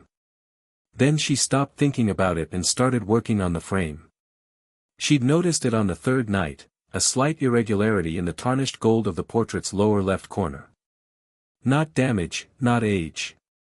Intentional. The wood beneath the gilding was slightly thicker there, the kind of thickness you got when something was built into the frame rather than decorating it. She'd been testing it every night, pressing the painted edges of her world against the physical boundary of the canvas, feeling for the mechanism. On Friday she found it. It was a small compartment, built into the frame beneath the gilding, accessible by pressing on the carved corner piece in a specific sequence. She knew the sequence because she'd built it herself. The same sequence she'd used to lock her personal correspondence box at home, a 4-beat pattern that James had always teased her about because it was the opening bars of a Wizard children's song she pretended not to know. She pressed the pattern against the frame's inner edge and felt the compartment give. She couldn't reach it physically. She was a painting. But she could sense the contents through the enchanted substrate of the canvas, the same way she could sense the texture of the painted room around her, the weight of the painted book she wasn't reading, the warmth of the painted fire that didn't exist. The compartment held something slim and flat. Parchment. Several folded pieces of parchment. She needed Harry's hands. When he arrived that night she said, immediately, before he'd sat down, "There's a compartment in my frame. Lower left corner, the carved leaf piece. Press it in the pattern of the first 4 notes of Lavender's Green." He gave her a look. "The nursery rhyme. Your grandmother used to sing it," she said. "Press it." He got up and crossed to the frame and found the corner piece and pressed it 4 times in the right sequence, and she felt the compartment release.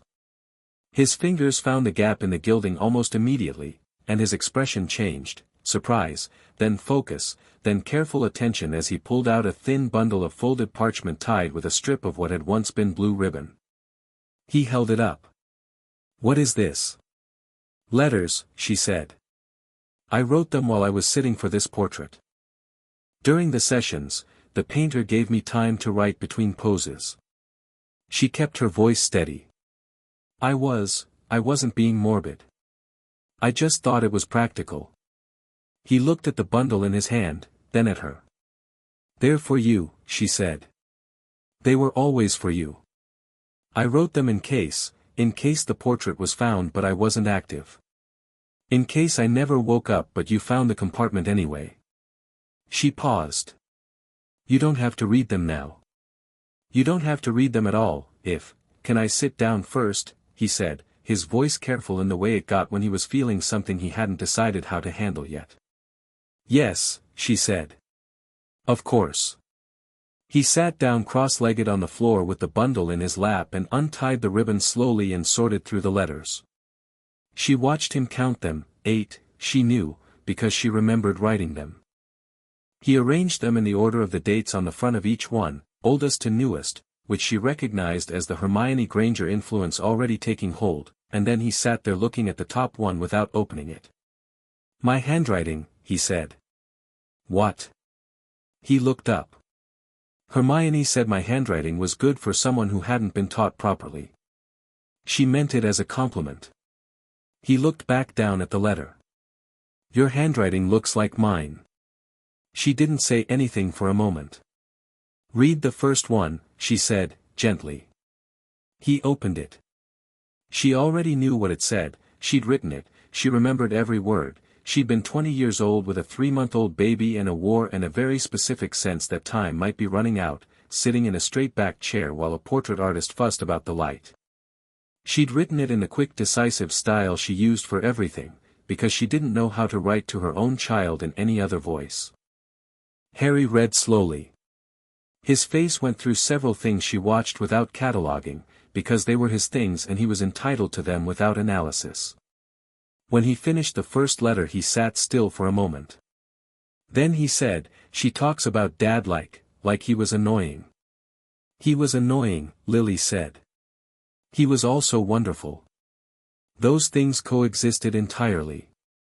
She says, he turned the letter slightly, finding the passage, James has decided that you need a toy broomstick, which I have vetoed, and he is currently sulking in the garden about this in the way that only James Potter can sulk, which is to say loudly and with an audience. He looked up. Were you always like this? Like what? Funny, he said. You're funny in the letters. She felt something very warm and very painful move through her simultaneously. I was always like this, yes. Petunia said. He stopped himself. What did she say? He folded the letter carefully and held it. That my mum was very serious. Very formal. That she didn't, that we weren't close. He said it without heat, which was almost worse than if he'd said it with heat. She made it sound like you were just, sort of distant and difficult. Petunia and I were complicated, Lily said. We were close when we were very young, and then I got my letter and she didn't, and she never fully forgave me for that. It wasn't simple or clean, it was grief, honestly, I think, her grief about magic being real and belonging to me and not to her. But I loved her. And I was not, she added, with precision, distant or formal. Harry looked at the letters in his lap.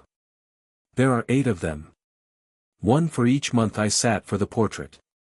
She paused. I sat for it every Saturday. The artist was an older wizard, a friend of Elphia's, very patient. He let me bring a book and he'd work on the background while I wrote. Can I read them later? All of them? He looked at her. Not tonight, just, can I take them? They're yours, she said. They were always yours. He tucked them inside his robe with the careful attention of someone storing something irreplaceable. Then he looked at her with the expression he got when he was about to ask something he'd been building up to for a while. She'd learned to recognize the tell, a slight pulling together of his brows, a pause that was just a fraction longer than natural. I need to tell you something, he said. All right. I went to the library with Hermione, he said. And I found, she's the one who found it, but we found a reference. To a stone. He watched her face. A stone that makes gold and extends life. It's real, isn't it? It's what's on the 3rd floor. She looked at him steadily. Where did you find the reference? Nicholas Flamel, he said. Hermione found a footnote in a book about alchemical history.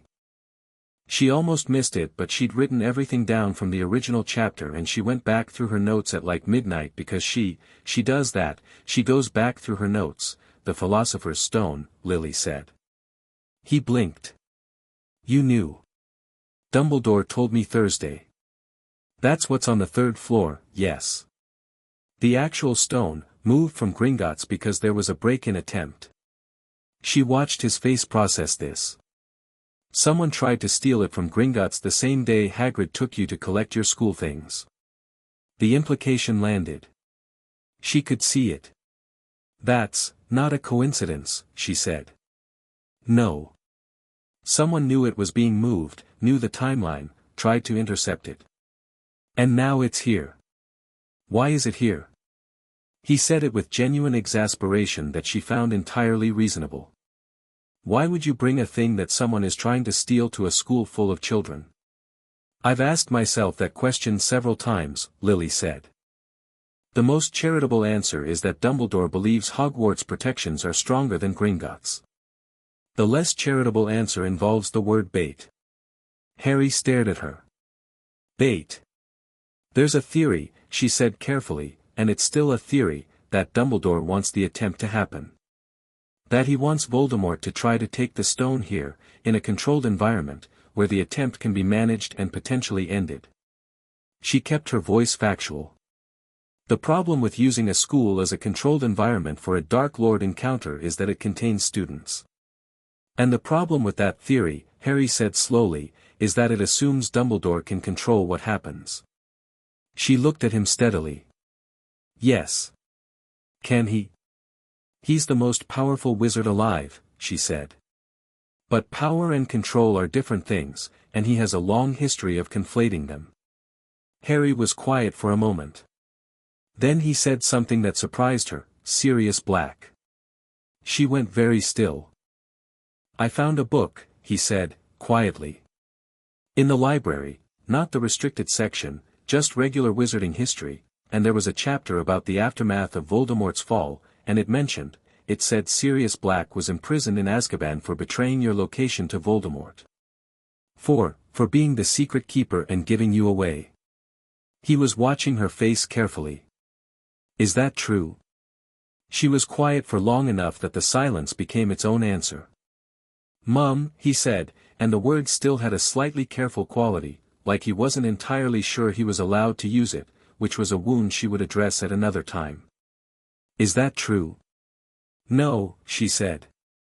That's not true. He let out a breath. I didn't think, it didn't feel right. From what you'd said about him before.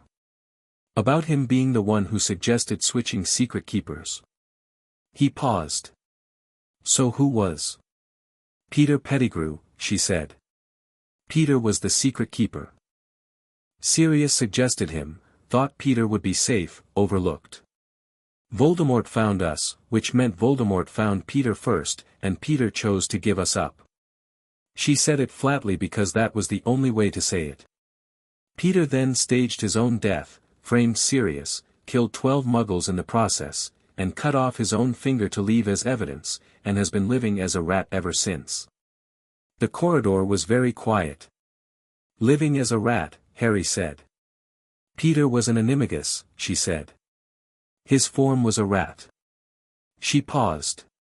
He is almost certainly still alive, in that form, hiding somewhere. Harry looked at her for a moment.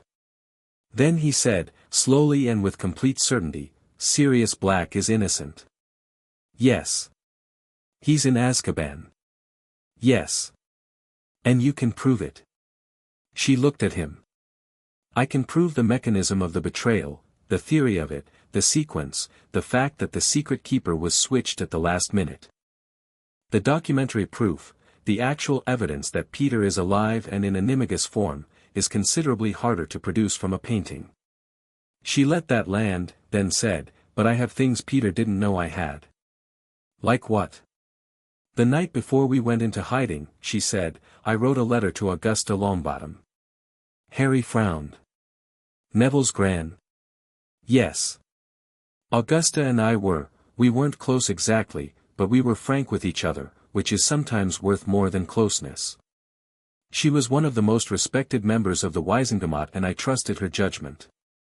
I wrote to her because I was frightened and I wanted someone outside the immediate circle to know the full sequence, the original secret keeper plan, the switch to Peter, the date and time and specific details of the decision.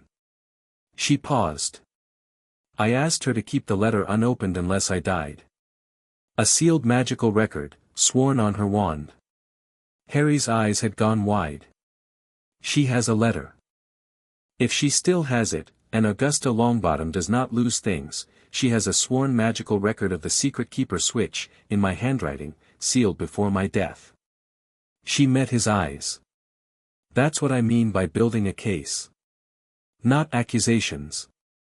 Evidence. He was silent for a moment, working through it. How do we get to Augusta Longbottom? We don't, she said. Directly. But Neville Longbottom is in your house, sitting 3 seats from you at breakfast. She waited while he caught up. She watched the moment it landed. His eyes sharpened, and the specific quality of his attention shifted. She recognized it because she'd seen it before, in the mirror, in James, that moment when the pieces arranged themselves into something actionable. I need to talk to Neville, he said. You need to befriend Neville first, she said. Don't go at it directly. He needs to trust you before you ask him to write to his grandmother about 14-year-old legal correspondence relating to a wrongful imprisonment case. Harry gave her a look. I know how to be someone's friend. I know. I've heard you talking about it. I just wanted to be clear about the sequence. She paused. Also, Neville deserves to know some things I know about his parents. Not all of it, not yet, but some of it. Things I think Augusta may not have told him because she's trying to protect him. What things? Frank and Alice Longbottom were the finest Aurors I knew, she said. They were brilliant and brave, and they were tortured into insanity by Bellatrix Lestrange and her associates after Voldemort's fall. Neville knows that. She paused. What he may not know is that his father sent a message through the Order network 3 weeks before the attack warning that Bellatrix was looking specifically for Order members who'd had contact with the prophecy. Frank Longbottom tried to warn us. He was trying to protect people when they got to him. She held Harry's gaze. Neville thinks his father was a victim. He was. He was also a hero, right up to the end, and that's a different thing. Harry was very quiet. That'll matter to him. Enormously, she said. He's been living under the weight of his parents' tragedy for his entire life.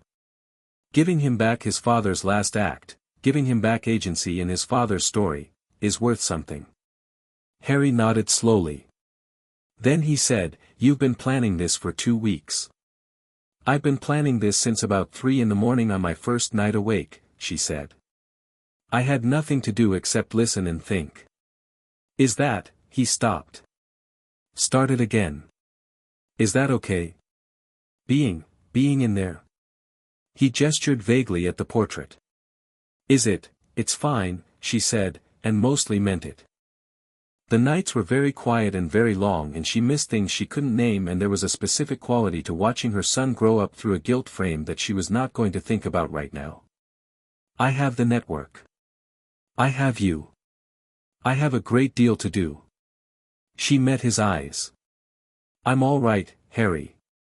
He looked at her for a long moment with the expression of someone who was deciding whether to believe a reassurance. She held his gaze, steady, and eventually he nodded. Okay, he said.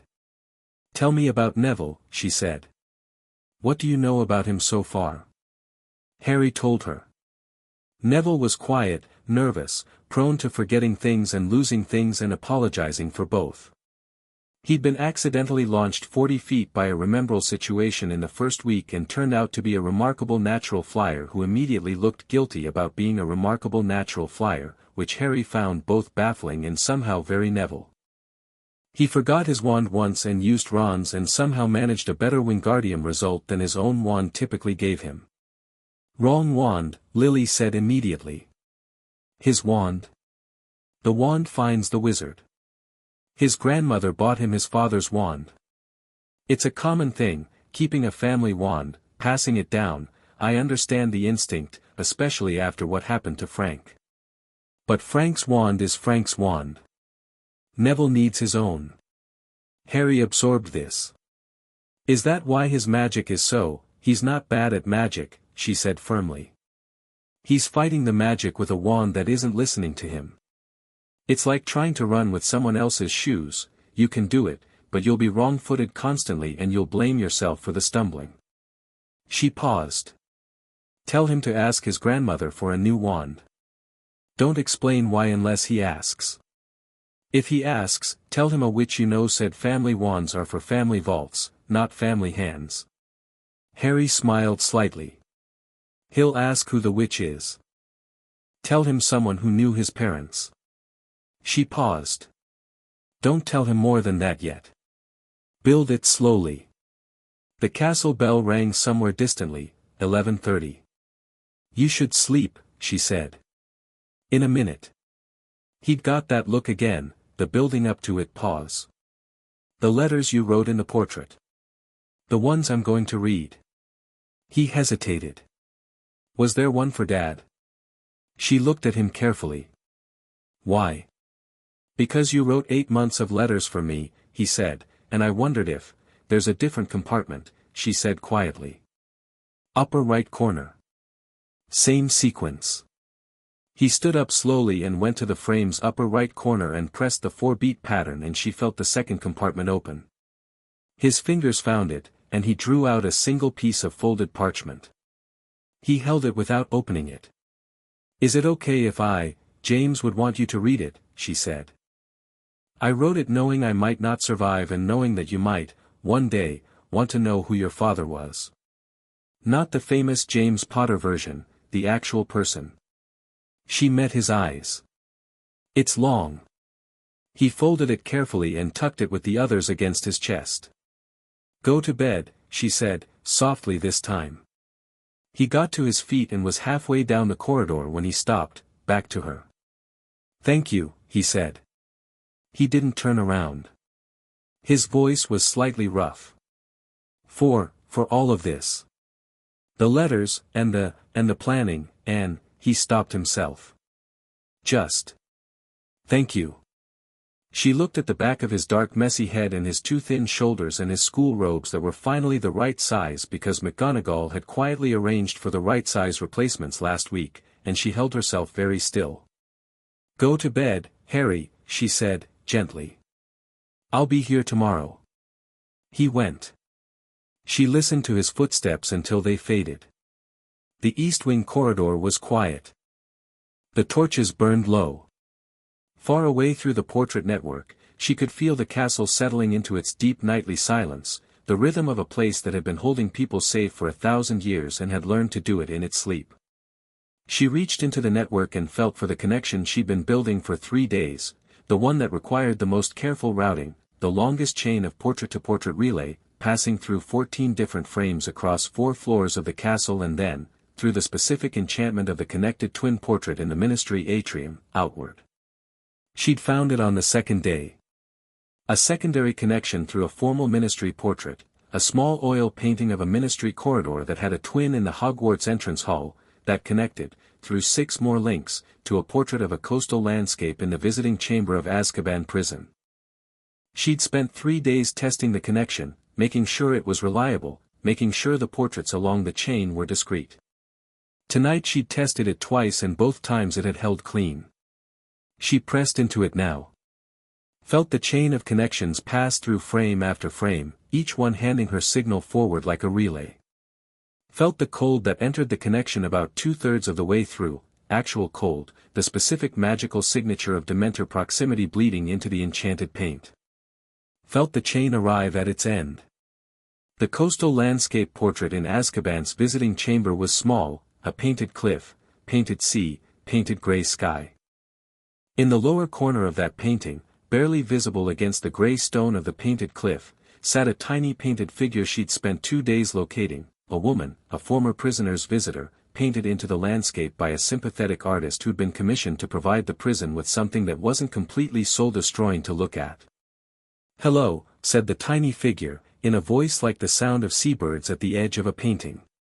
"You're back." "I'm back," Lily said. "Is the cell block connection still holding?" "Barely," the figure said. "The cold gets into everything here. But it's holding." "I need you to relay something," Lily said. "Cell block B, 7th cell on the left. Relay it exactly." "Go ahead." Lily took a careful breath. "Serious," she said. "It's Lily. I know you can't answer. I know you may not even be able to hear this properly. But I'm awake and I'm at Hogwarts and Harry is here and he's safe and he knows the truth." She paused. "I know what happened. I know about Peter. I'm building the case. I need you to hold on. Another pause. James would want you to hold on. The tiny figure was quiet for a moment. Then it said, in a voice very thin with distance and cold, delivered. Could you see him? I can see the cell through the connection. Very faint. A pause. He's sitting up. Lily closed her eyes. Opened them again. Tell him one more thing. Tell him, 12 muggles plus one finger does not equal a dead man. We're going to prove it. A long pause. Then, delivered. Thank you, Lily said.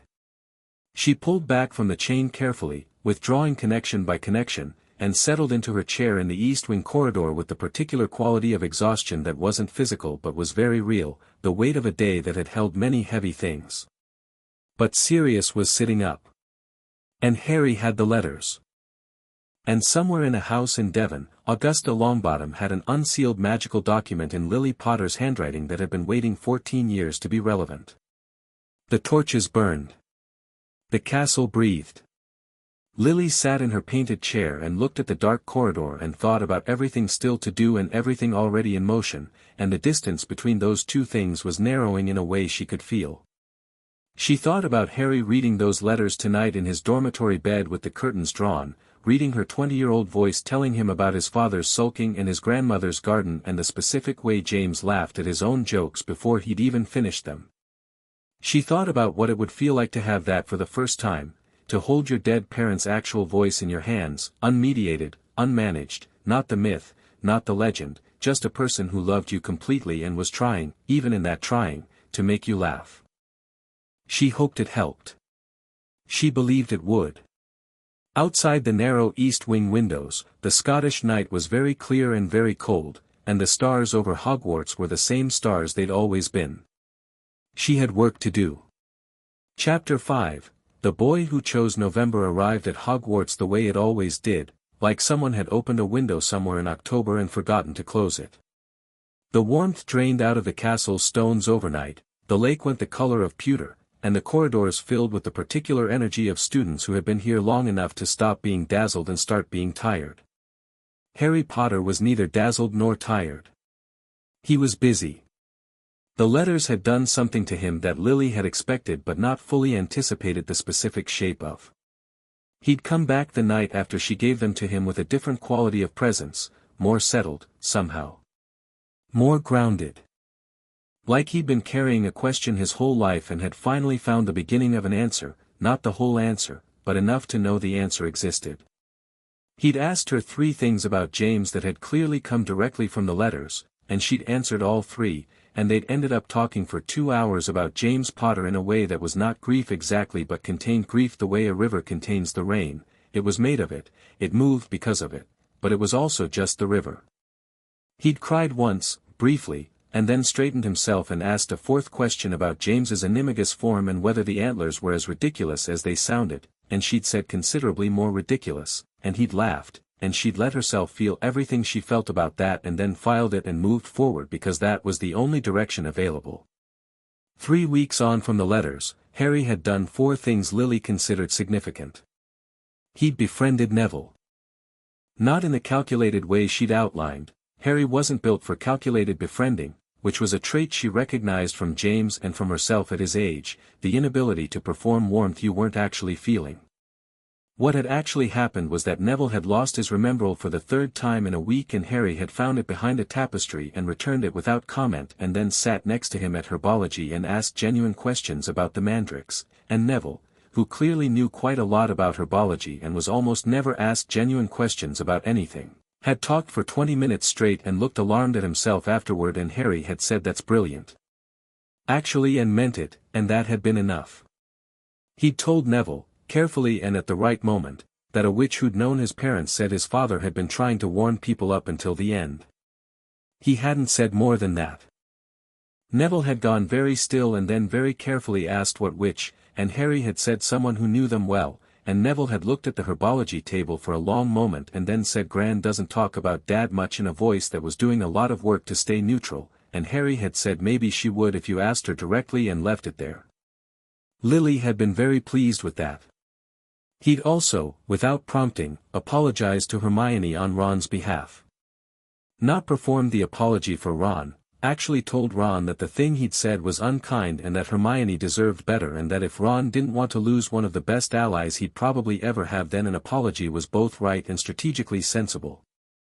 Ron had grumbled for a day and then apologized, and it had been awkward and slightly stilted and completely genuine, and Hermione had accepted it with a brisk efficiency that tried to hide how much it mattered to her, and the three of them had solidified into something more durable than they'd been before.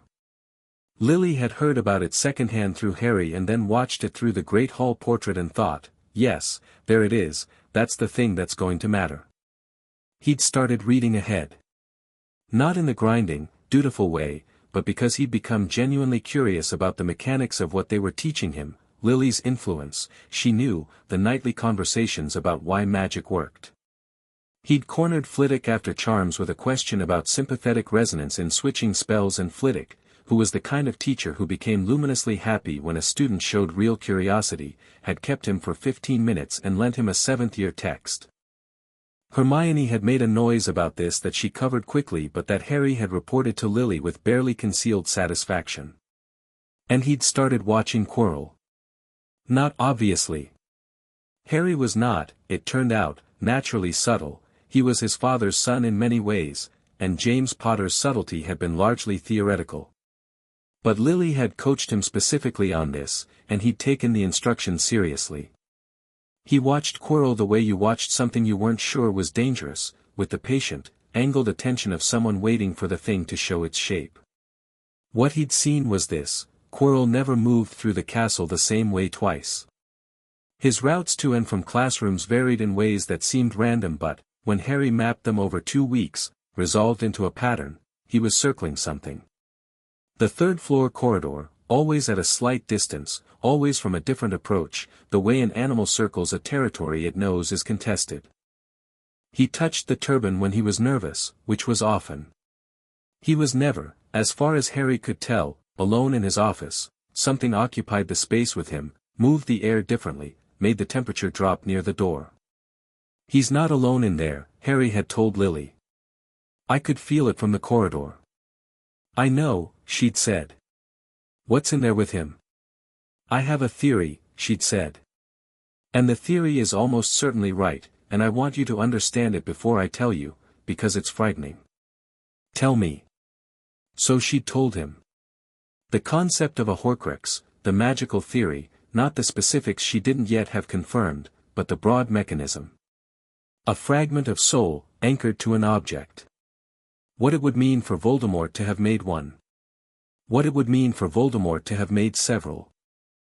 What it would mean for a fragment of soul to have latched onto a host, a human host, a host who was already in the castle, who was already teaching defense against the dark arts, who smelled, according to Harry, of garlic and something else underneath the garlic, something that made his scar ache if he stood too close. Harry had been very quiet through most of this explanation. At the end of it he'd said, "It's on him. Voldemort. Voldemort is literally on him." "I believe so," she'd said.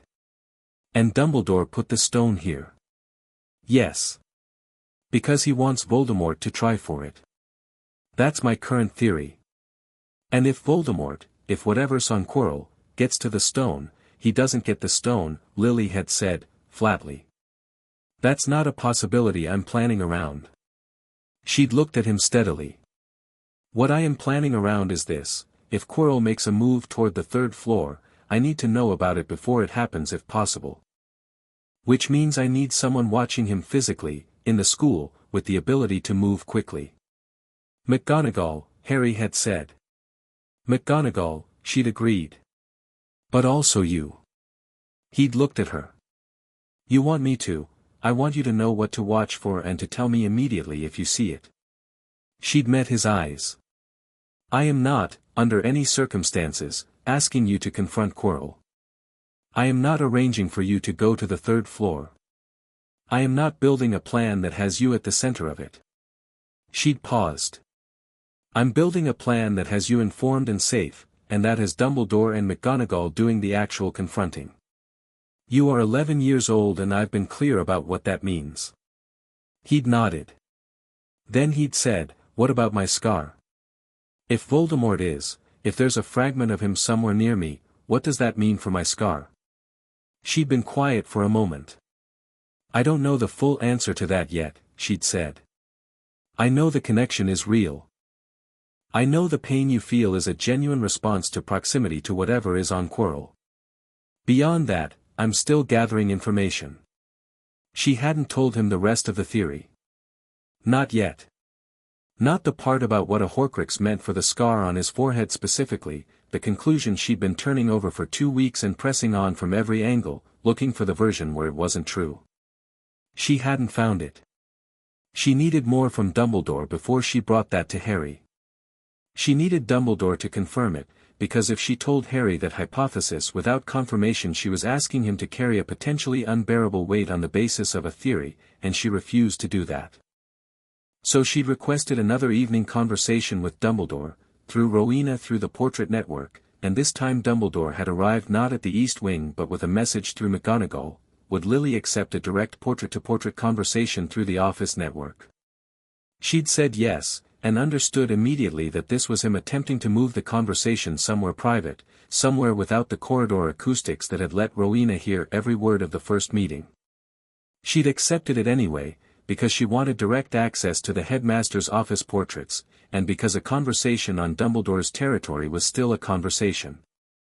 She'd connected to his office network on a Tuesday night and looked out through a formal oil portrait of a previous headmistress at Dumbledore's circular office for the first time, and she'd seen what was on his desk and processed it very quickly and said nothing about it, because what was on his desk was a folder labeled with a Gringotts vault number that she recognized as connected to her family and a set of documents that looked like trust management files, and that was information she was going to need time to verify before she knew what to do with it. They'd talked for an hour.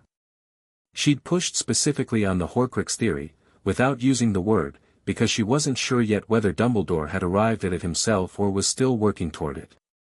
His responses told her he had. Not the full picture, he didn't have the full picture, she didn't think anyone had the full picture yet, but the pieces. The diary, which he'd describe only as a concerning artifact recovered from a Death Eater associate. The way Voldemort had survived the killing curse. The persistence of his presence in the world. She'd pushed until he'd said, with great care, there is a possibility, and I want to be extremely clear that it is a possibility I am still investigating, that the night of October 31st created something that was not intended. In Harry, she'd said. A long silence. In Harry, he'd confirmed. Tell me what you think, she'd said. Everything. He'd told her most of it. Not what he intended to do about it, that he'd held back, and she'd felt the shape of the omission clearly. But the theory itself, the mechanism, the terrible accident of it. A soul fragmenting under the stress of a killing curse rebound, a fragment anchoring itself to the nearest living vessel, a scar that was more than a scar. She'd sat with it for a long time after the conversation ended. She'd sat in the East Wing corridor for the rest of that night and she hadn't spoken to anyone through the network and she hadn't reached for the relay connection to Azkaban and she hadn't done the 12 things she had planned to do. She'd sat there with the specific weight of what it meant, and she'd let herself feel it completely, all of it, the horror and the grief and the particular fury of a mother who has understood what was done to her child. Then she'd put it down. Deliberately. Moved it to the back, behind the work, where it would fuel things rather than stop them. She was still working on what to do with it when November sharpened toward the end of the month and Harry arrived one night with a different quality of urgency, not panic, but close to the neighbors of it. Something happened today, he said, dropping to the floor with less grace than usual. Tell me. Snape. He looked at her. I was with Neville after potions, Snape was, Neville spilled something, it wasn't bad, and Snape, he stopped. Reset. He's cruel to him. Really cruel. Not strict, not firm, cruel. He uses Neville to demonstrate things going wrong in a way it makes Neville flinch before he even speaks. Lily was quiet. I know you have a history with him, Harry said, carefully. I do. And I know Harry paused. From the letters. The letter about Dad mentioned him. About how he and Dad didn't get along. That's accurate. Is he cruel because of Dad? Because of me? Or is he just, it's not straightforward, she said. She'd been preparing for this conversation since the second week, had turned it over many times, had looked at every angle of it. Severus Snape is one of the most complex people I've ever known, and I know quite a lot of complex people. He loved me, genuinely and significantly. He also made choices that I couldn't forgive, and then spent the years after my death making choices he believed would atone for them. I think the atoning is real. I also think it doesn't undo what it doesn't undo. He's in pain, Harry said, with an accuracy that startled her slightly. It's obvious. He looks at me like it hurts him. Yes, she said. It does. But he's taking it out on Neville. Yes, she said. He is. And that's not acceptable regardless of what it comes from. She met Harry's eyes. I need to speak to him. Harry stared at her. Through the network, yes. There are portraits in his office. But I'm not going to reach out to him without, I want to think about it carefully first. She paused. He doesn't know I'm awake. The way he finds out matters. Harry nodded slowly. What did he do? That you couldn't forgive. She looked at him for a long moment. He carried the prophecy to Voldemort, she said. He was a Death Eater, and he heard half a prophecy, and he brought it to the man who would use it to kill us.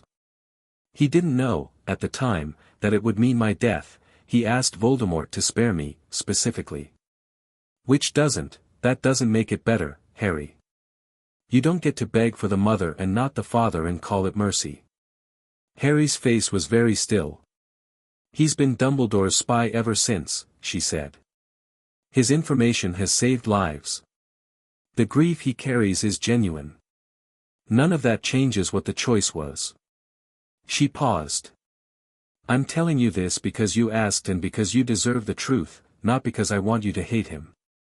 Hating him would be simpler than the truth warrants. What does the truth warrant? She thought about it seriously. Caution, she said. And, eventually, maybe, the conversation he's been dreading for 20 years. Harry was quiet for a moment.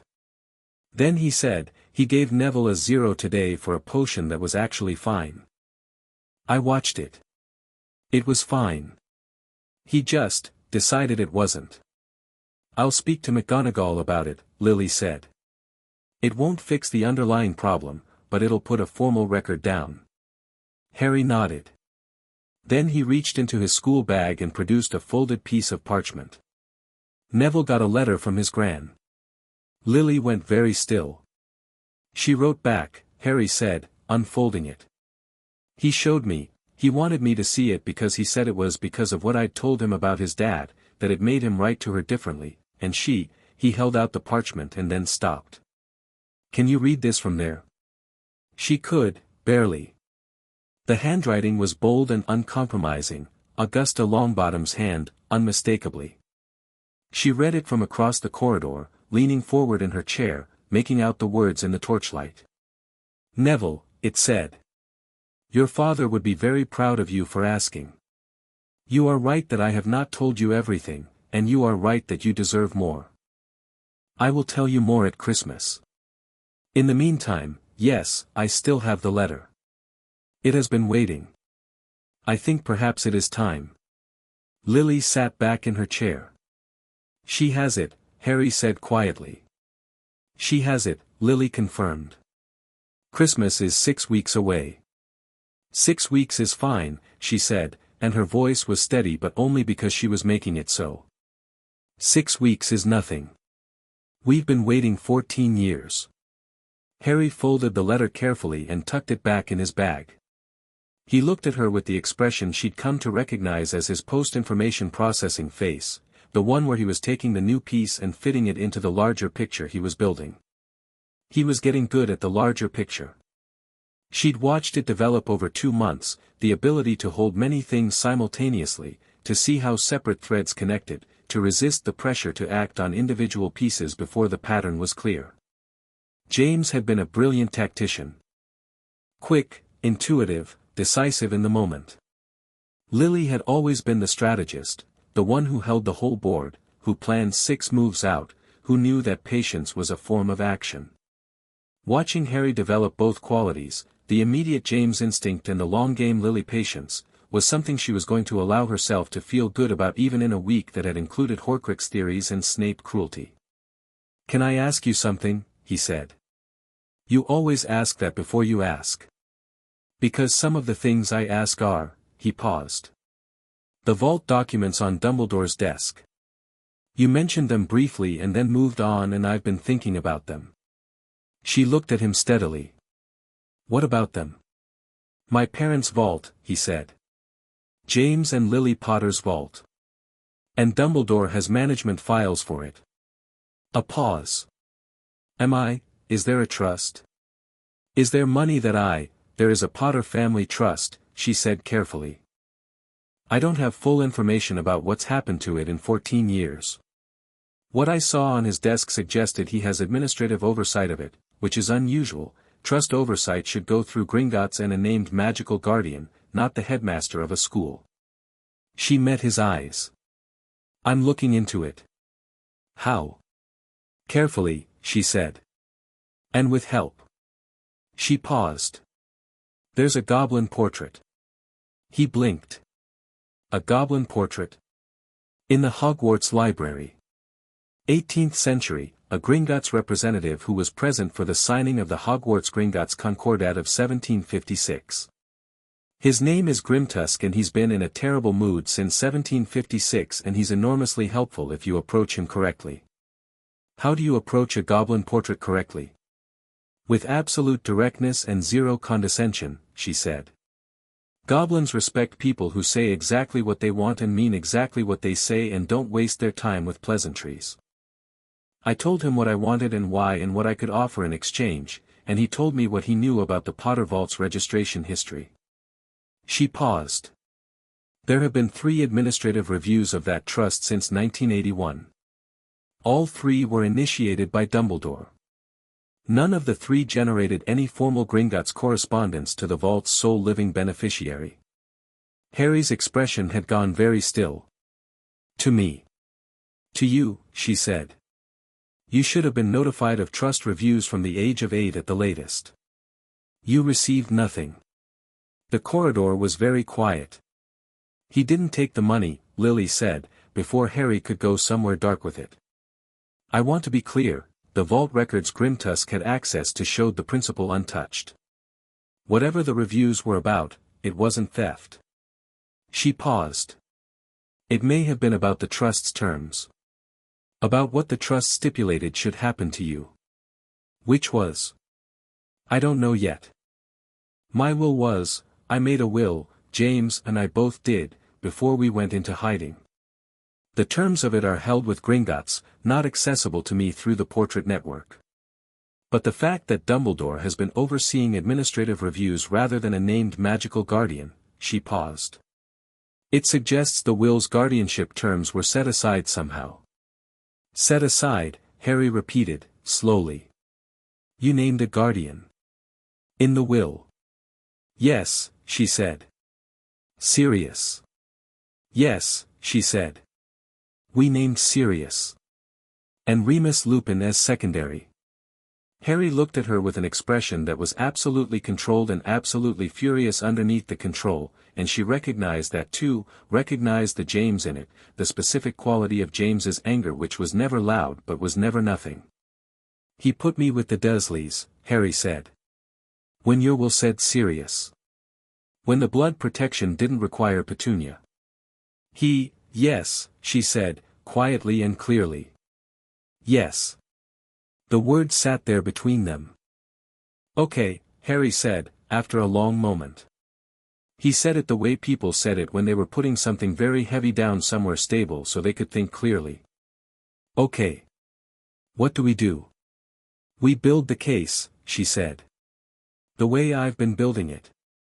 Documented, witnessed, supported by enough independent evidence that it can't be discredited. She met his eyes. We don't go to Dumbledore with this yet. We don't go to anyone official yet. We wait for Augusta's letter. We wait for Christmas. We keep building. He nodded. And the thing in the third floor. Quirrell. I've spoken to McGonagall, she said. She's watching. She has people watching. Dumbledore knows I know about it, and that changes the calculus of the whole thing. He can't use the stone as a quiet trap anymore because there are too many eyes on it. She paused. I think he may move it. Move the stone.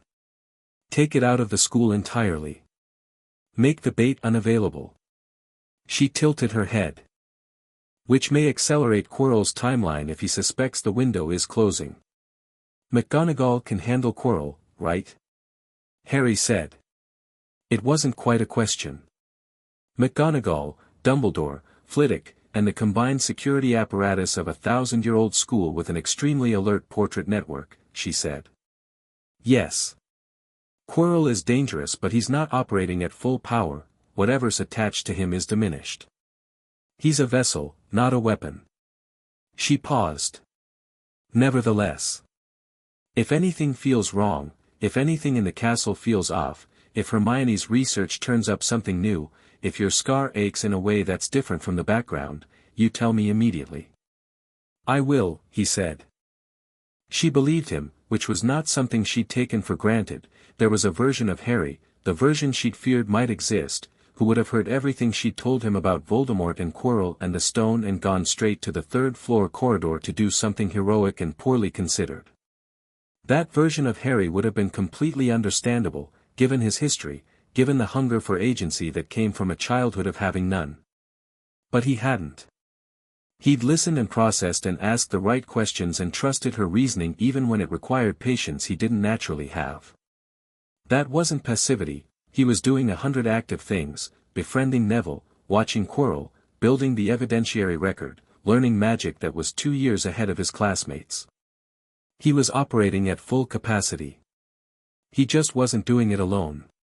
She thought that was, possibly, the most important change. There's one more thing, she said. And this one's going to feel strange. He raised his eyebrows. Snape, she said. I want you to do something about Snape, and I want you to do it before I speak to him directly. He looked wary. What kind of something? Next potions class, she said. Before it starts. When he comes in. I want you to look at him directly, not confrontationally, not challenging, just directly, and say, Professor, I'd like to do better in your class. I want to learn this properly. And mean it when you say it. Harry stared at her. You want me to, he'll think you're playing at something for the first 30 seconds, she said. And then he'll look at your eyes and he'll see that you mean it, because you do, and because you're a terrible liar. And that's going to cost him more than anything else you could do in that classroom. Because he expects me to be Dad, Harry said slowly. He expects arrogance and he's been punishing me in advance for it. He's been punishing you for being James's son, she said. Which is unfair and I'm going to tell him so directly. But a 14-year-old grudge is harder to sustain when the object of the grudge looks at you sincerely and says he wants to learn. She paused. You are not required to make peace with him. You are not required to forgive him or like him. But you are in his class for 7 years and you need the education, and this is the fastest way to make that functional. Harry was quiet for a moment. Then he said, what if it doesn't work? Then you've lost nothing, she said. And I speak to him through the portrait network and tell him to sort himself out. He made a sound that was almost a laugh. You'd say that to him. I'd say it with more grace than that, she said, but yes, that's essentially the message. This time it was a proper laugh, short and genuine, and it eased something in the corridor's atmosphere that Lily hadn't quite realized was tight. I'll do it, he said. Good. She settled back. Now, tell me about the Transfiguration essay. McGonagall mentioned, "Oh no," he said. "She mentioned it to you? She told me you wrote a very impressive comparative section and then completely failed to structure the conclusion." She raised an eyebrow. "Do you want help with the structure?" He groaned and pulled out his essay. "It's not that bad. The second to last paragraph has 3 completely separate arguments that you haven't. I was going to get to them. You were going to trust that McGonagall would read your mind and connect them herself." A pause. "Maybe. Let me see the paragraph." He held the parchment up toward the portrait and she leaned forward and read it and said, "Right. You need a single sentence at the start of that paragraph that tells the reader what it's about. Not the conclusion, not yet, just the point of the paragraph itself. Then your 3 arguments, and then you need a connective at the end that bridges to your conclusion." "A connective," he said skeptically.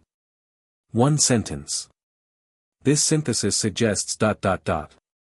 Taken together, these points demonstrate something that tells her your 3 arguments were deliberate and related and not 3 things you thought of separately and shoved into the same paragraph." "They were 3 things I thought of separately," he said. "I know," she said. "The craft is making it look like it wasn't." He rewrote it, slowly, reading aloud and adjusting, and she listened and corrected and watched him work with the same quality of attention she'd given everything about him since the first night. He was going to be extraordinary. Not because of prophecy or fame or the accident of being her son, because of who he was, the specific combination of curiosity and stubbornness and fundamental decency that was already, at 11, the dominant shape of him. She could see it clearly and it made everything she was doing feel not like obligation but like the most obvious thing in the world.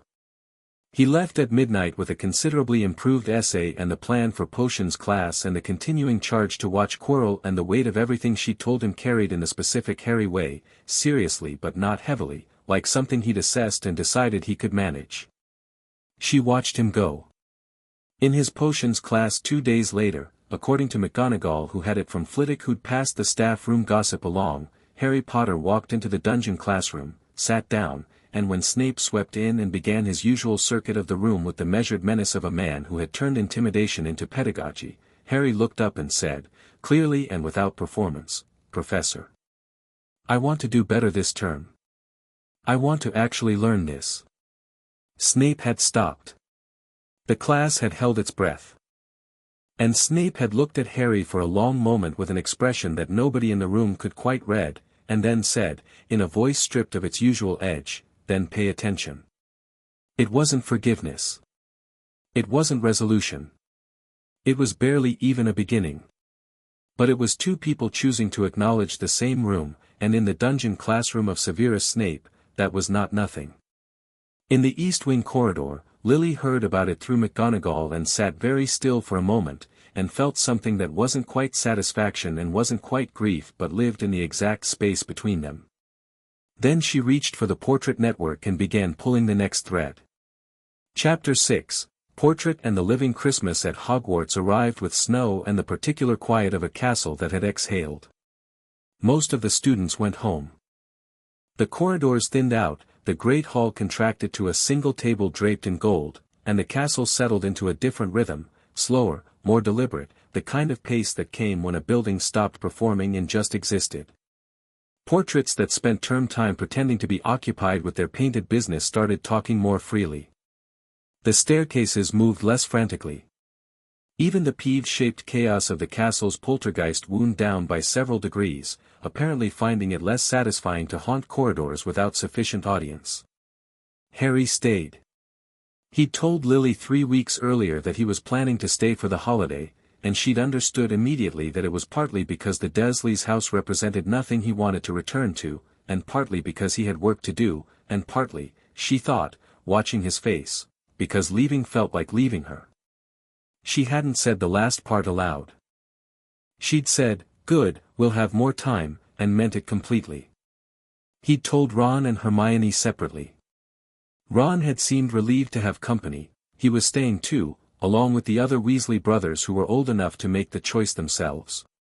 Hermione had gone home to her parents with the specific reluctance of someone who had found their real world and was being asked to leave it temporarily, and had left Harry with a list of books she wanted him to check out from the library while she was gone and a look that communicated she trusted him completely with this task and also didn't trust him at all.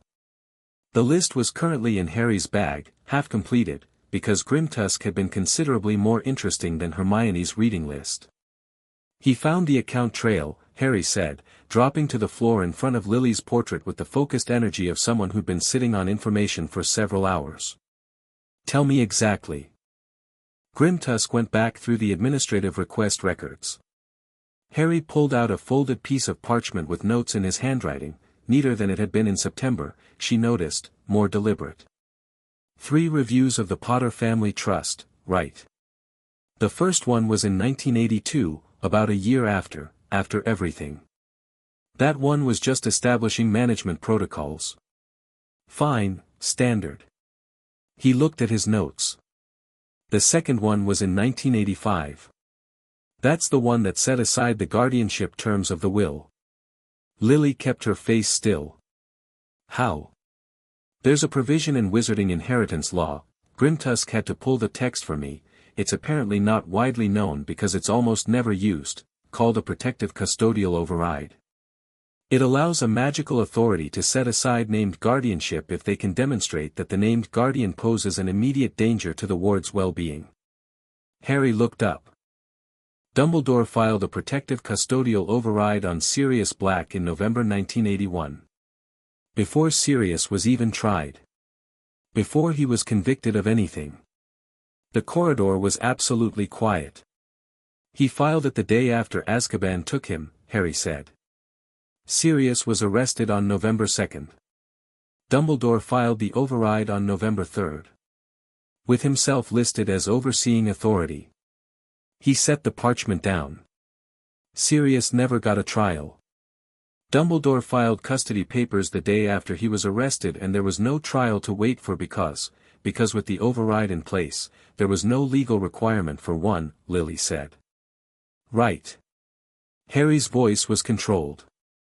Grimtusk said it's technically legal but extraordinarily unusual, the override is meant for cases where a named guardian is actively harming a child. Using it preemptively, before any conviction, before any trial, is a significant abuse of institutional authority, Lily said. Grimtusk called it something considerably less polite, Harry said. In Goblin. She almost smiled despite herself. And the third review? 1989, Harry said. That one made changes to the trust's access provisions. Added a discretionary educational fund allocation. He paused. Directed to Hogwarts. Lily looked at him carefully. He allocated your trust funds to the school. Not the principal. There's a discretionary provision that allows for educational expenses to be drawn from trust income.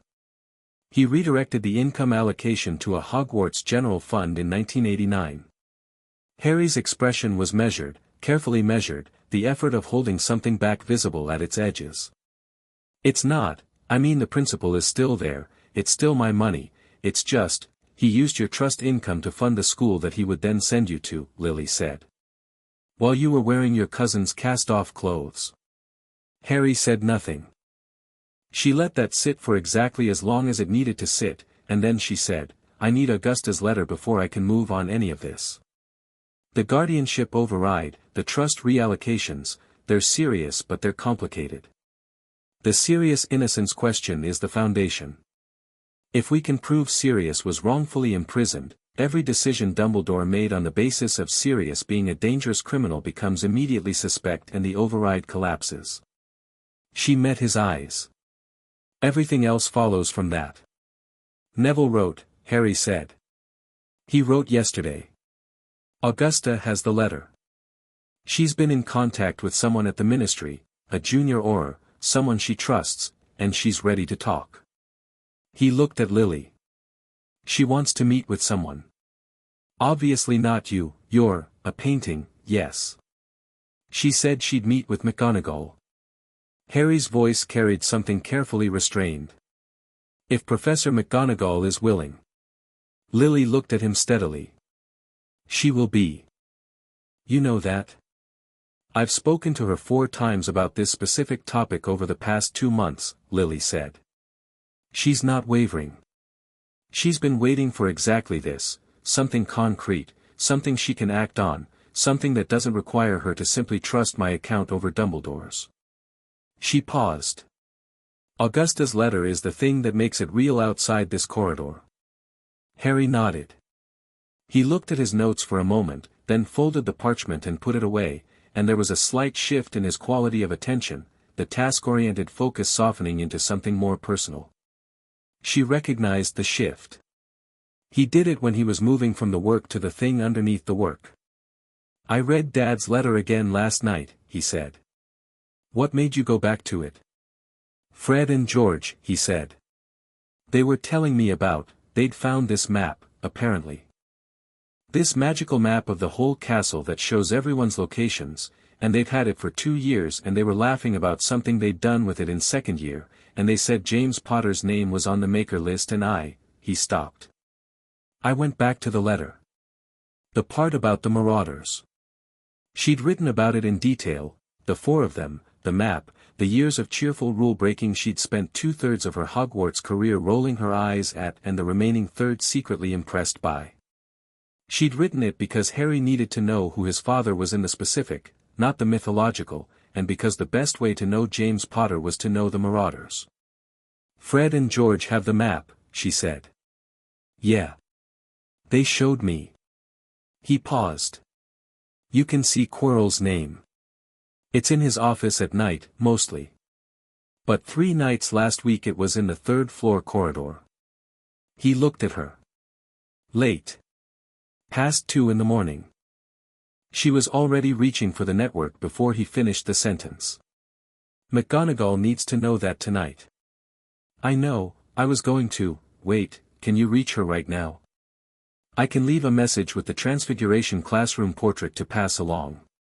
She was already in the chain, feeling for the right connection. Does the map show what's in the corridor? Does it show, is there a second name, near Quirrell's?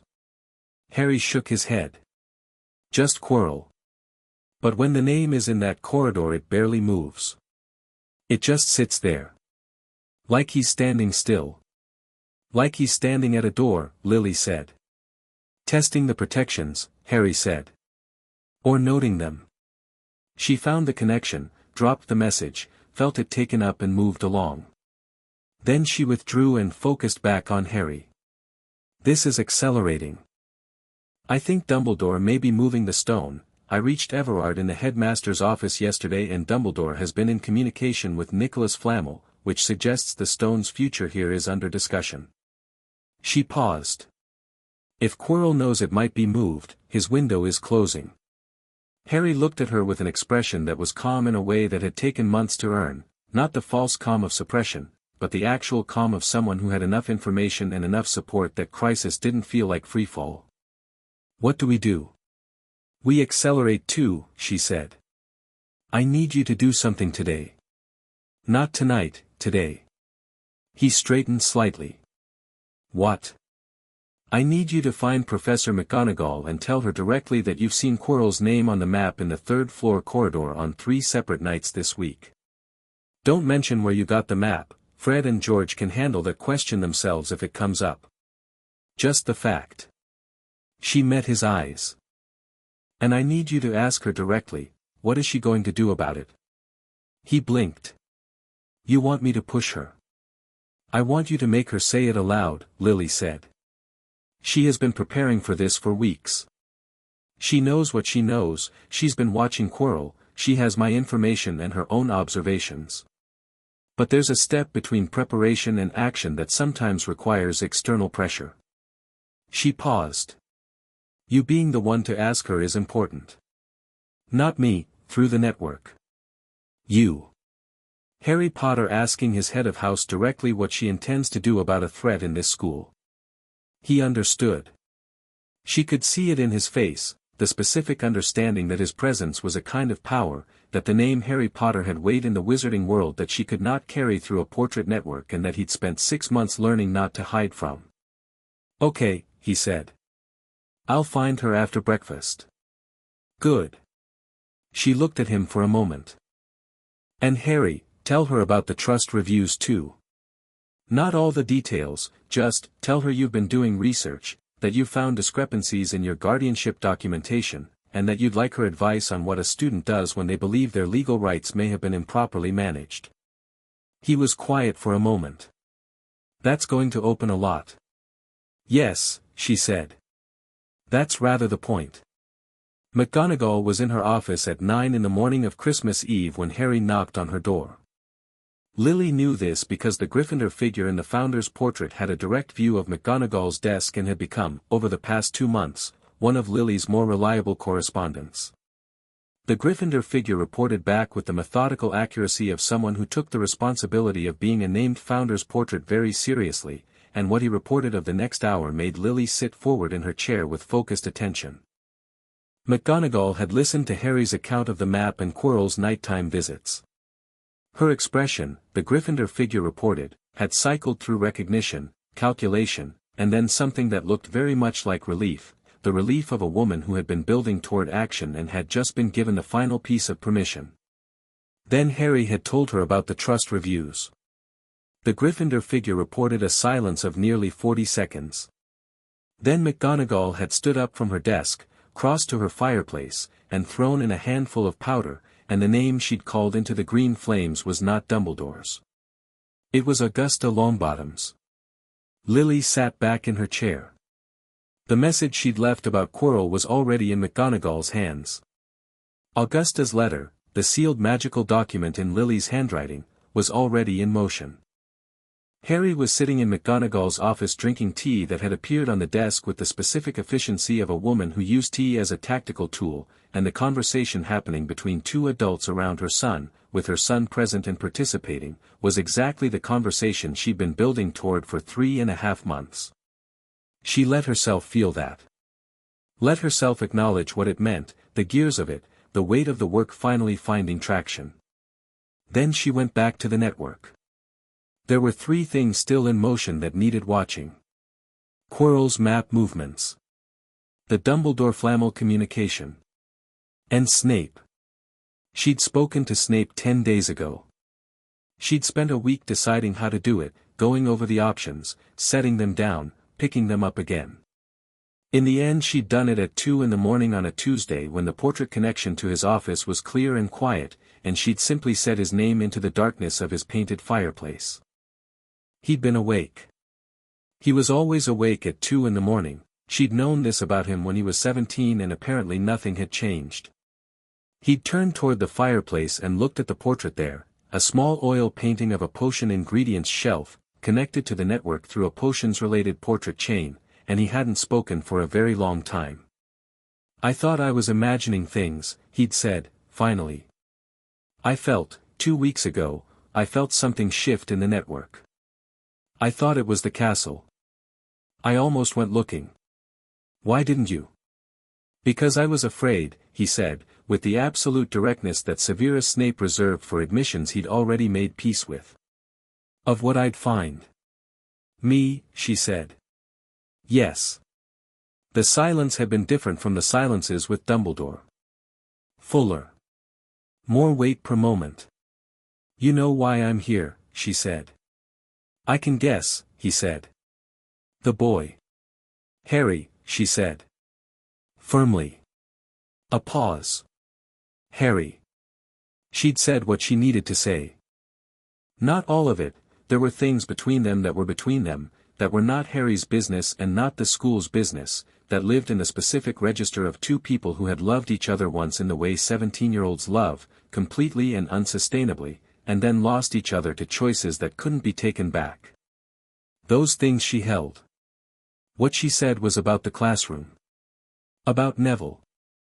About the specific mechanism of punishing a child for another child's parents' sins, and what it communicated, and what it cost the person receiving it.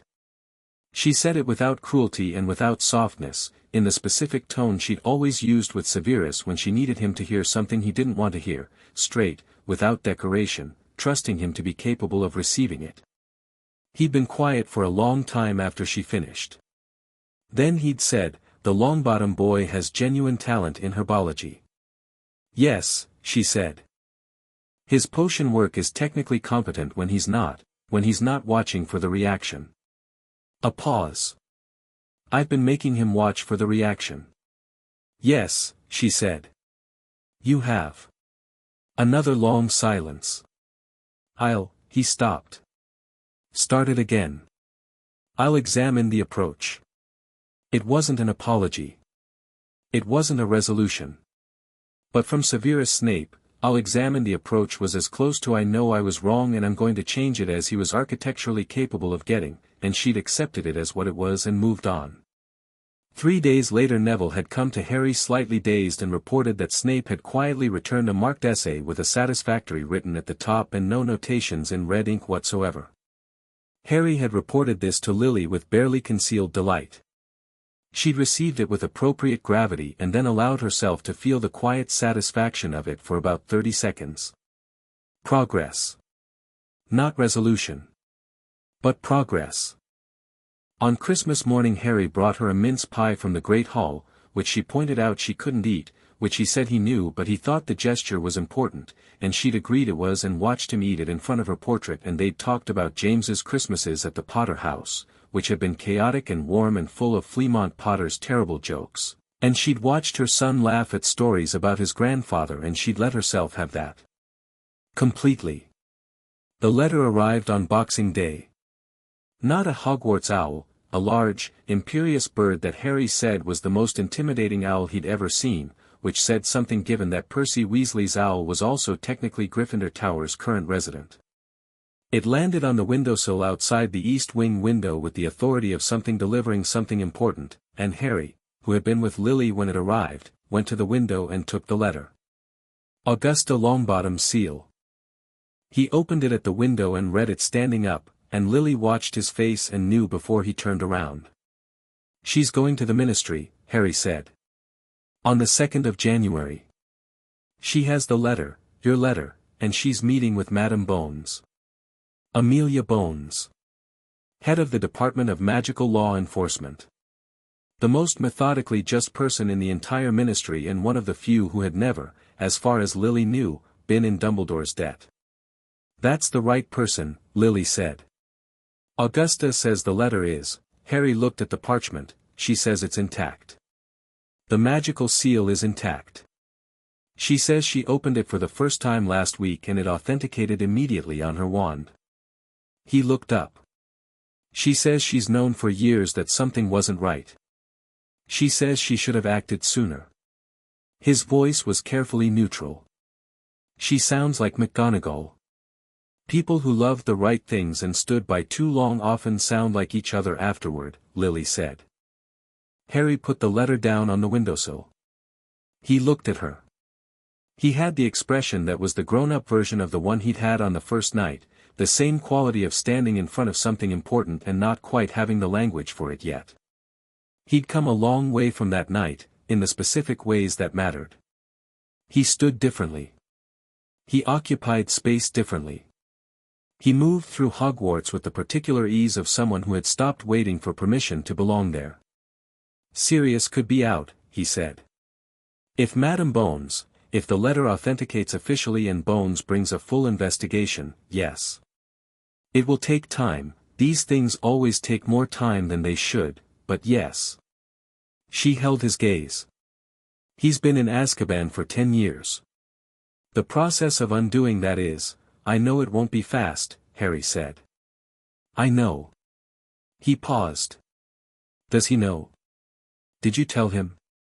"I told him we were building something," she said. "In November. I told him to hold on." Harry looked at the window for a moment. Outside, the Scottish winter was grey and still and very cold, the grounds below Hogwarts blanketed in the snow that had been falling since Christmas Eve. "He held on for 10 years, Harry said quietly. "Before we were even building anything. He's held on longer than anyone I know," she said. "Sirius Black is inconveniently tenacious." She paused. "He gets that from your father." The corner of Harry's mouth lifted. "Remus Lupin," he said. He's the secondary guardian. In your will. Yes. Do you know where he is? Teaching somewhere, last I could trace through the network, she said. He moves around. He has to. She didn't elaborate on the why, he'd work it out, or she'd tell him when it was relevant. He's alive, which is the important thing. Harry nodded. He picked up Augusta's letter and folded it carefully. McGonagall went to Dumbledore yesterday, he said. About Quirrell. She told me this morning. She went to him directly and she didn't go hat in hand, is the impression I got. She went and she told him she had information that Quirrell had been accessing the third-floor corridor multiple nights this week and that the security of whatever was in there needed to be reassessed and that she expected to be kept informed going forward. Lily looked at him with satisfaction. And? He told her the situation was under control, Harry said. And she told him that wasn't sufficient. She said that. Those words, Harry said. She told me she used those exact words. Lily allowed herself a moment of pure appreciation for Minerva McGonagall. What did he do? He said he'd move the stone. Harry paused. She thinks he's going to contact Flamel today or tomorrow. He's been trying to decide for 2 weeks, Lily said. This will push him to it. She was quiet for a moment, thinking through the sequence. Quirrell's window closing. The stone removed.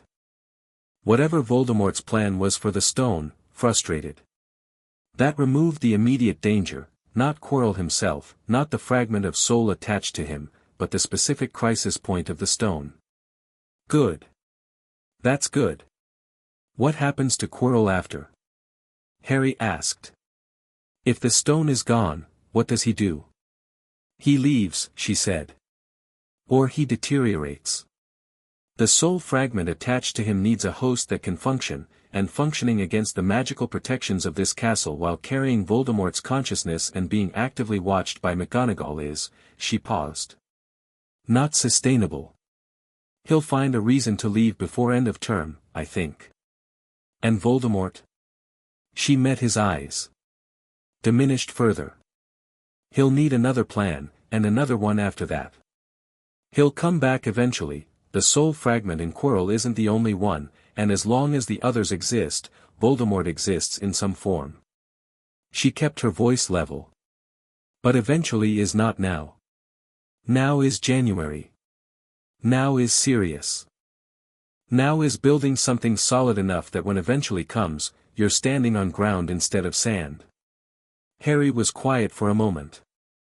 Then he said, You know more about the other fragments than you've told me. Yes, she said. You're going to tell me when you're ready. I'm going to tell you when I've confirmed it, she said. And when I have a plan to go with it, because information without a plan is just fear with extra steps. She paused. I'm close. He nodded. He trusted her timeline the way he'd learned to trust her judgments, not blindly, but on the basis of accumulated evidence that her judgments were sound. It was the same quality of trust she'd given James when he'd earned it, and Sirius, and Remus, and she felt the weight of it as exactly what it was. Harry, she said.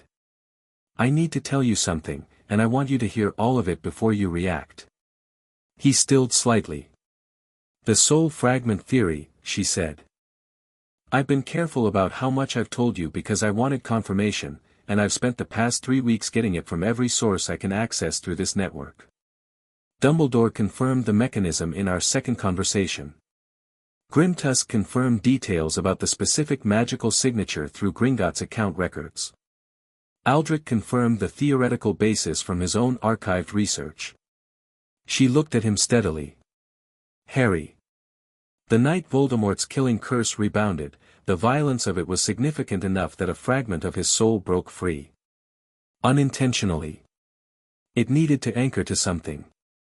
The nearest living object was you. Harry didn't speak. The scar isn't just a scar, she said. It's an anchor point. It carries a fragment of Voldemort's soul.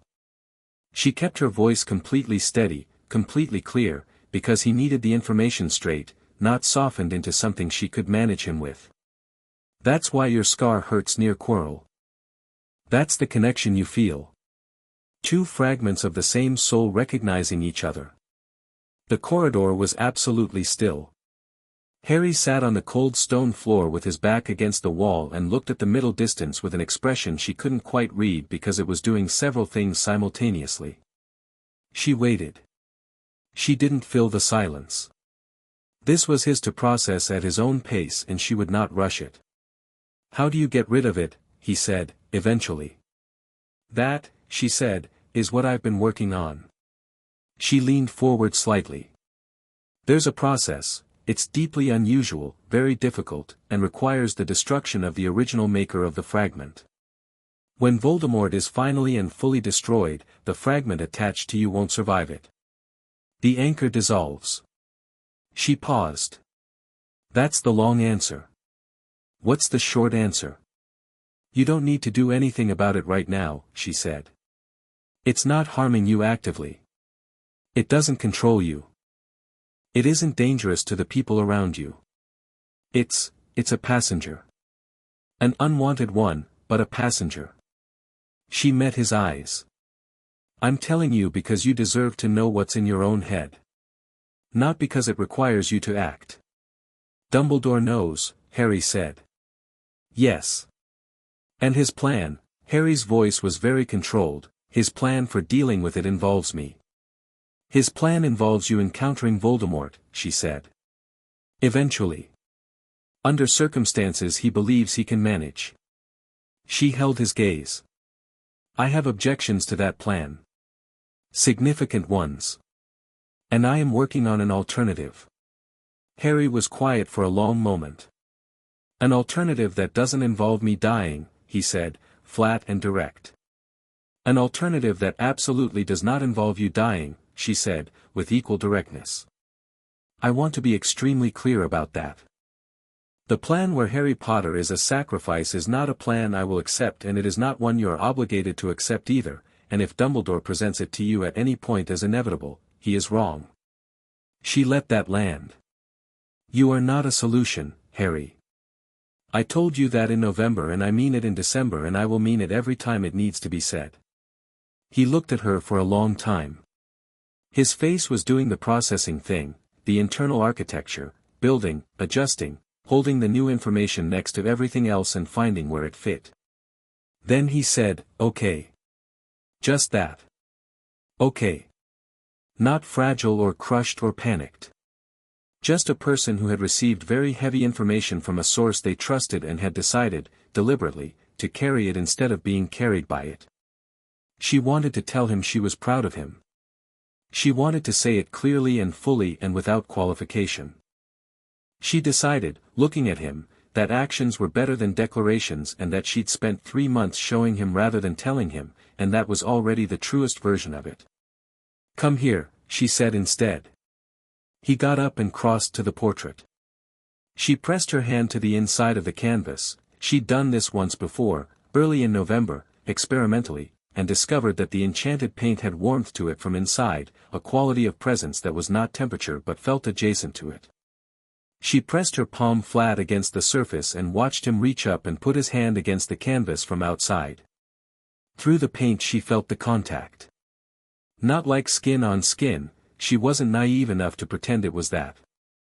But present. Real.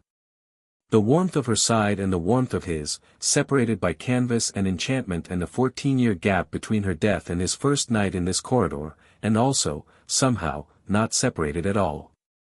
I'm here, she said. I'll keep being here. He didn't say anything.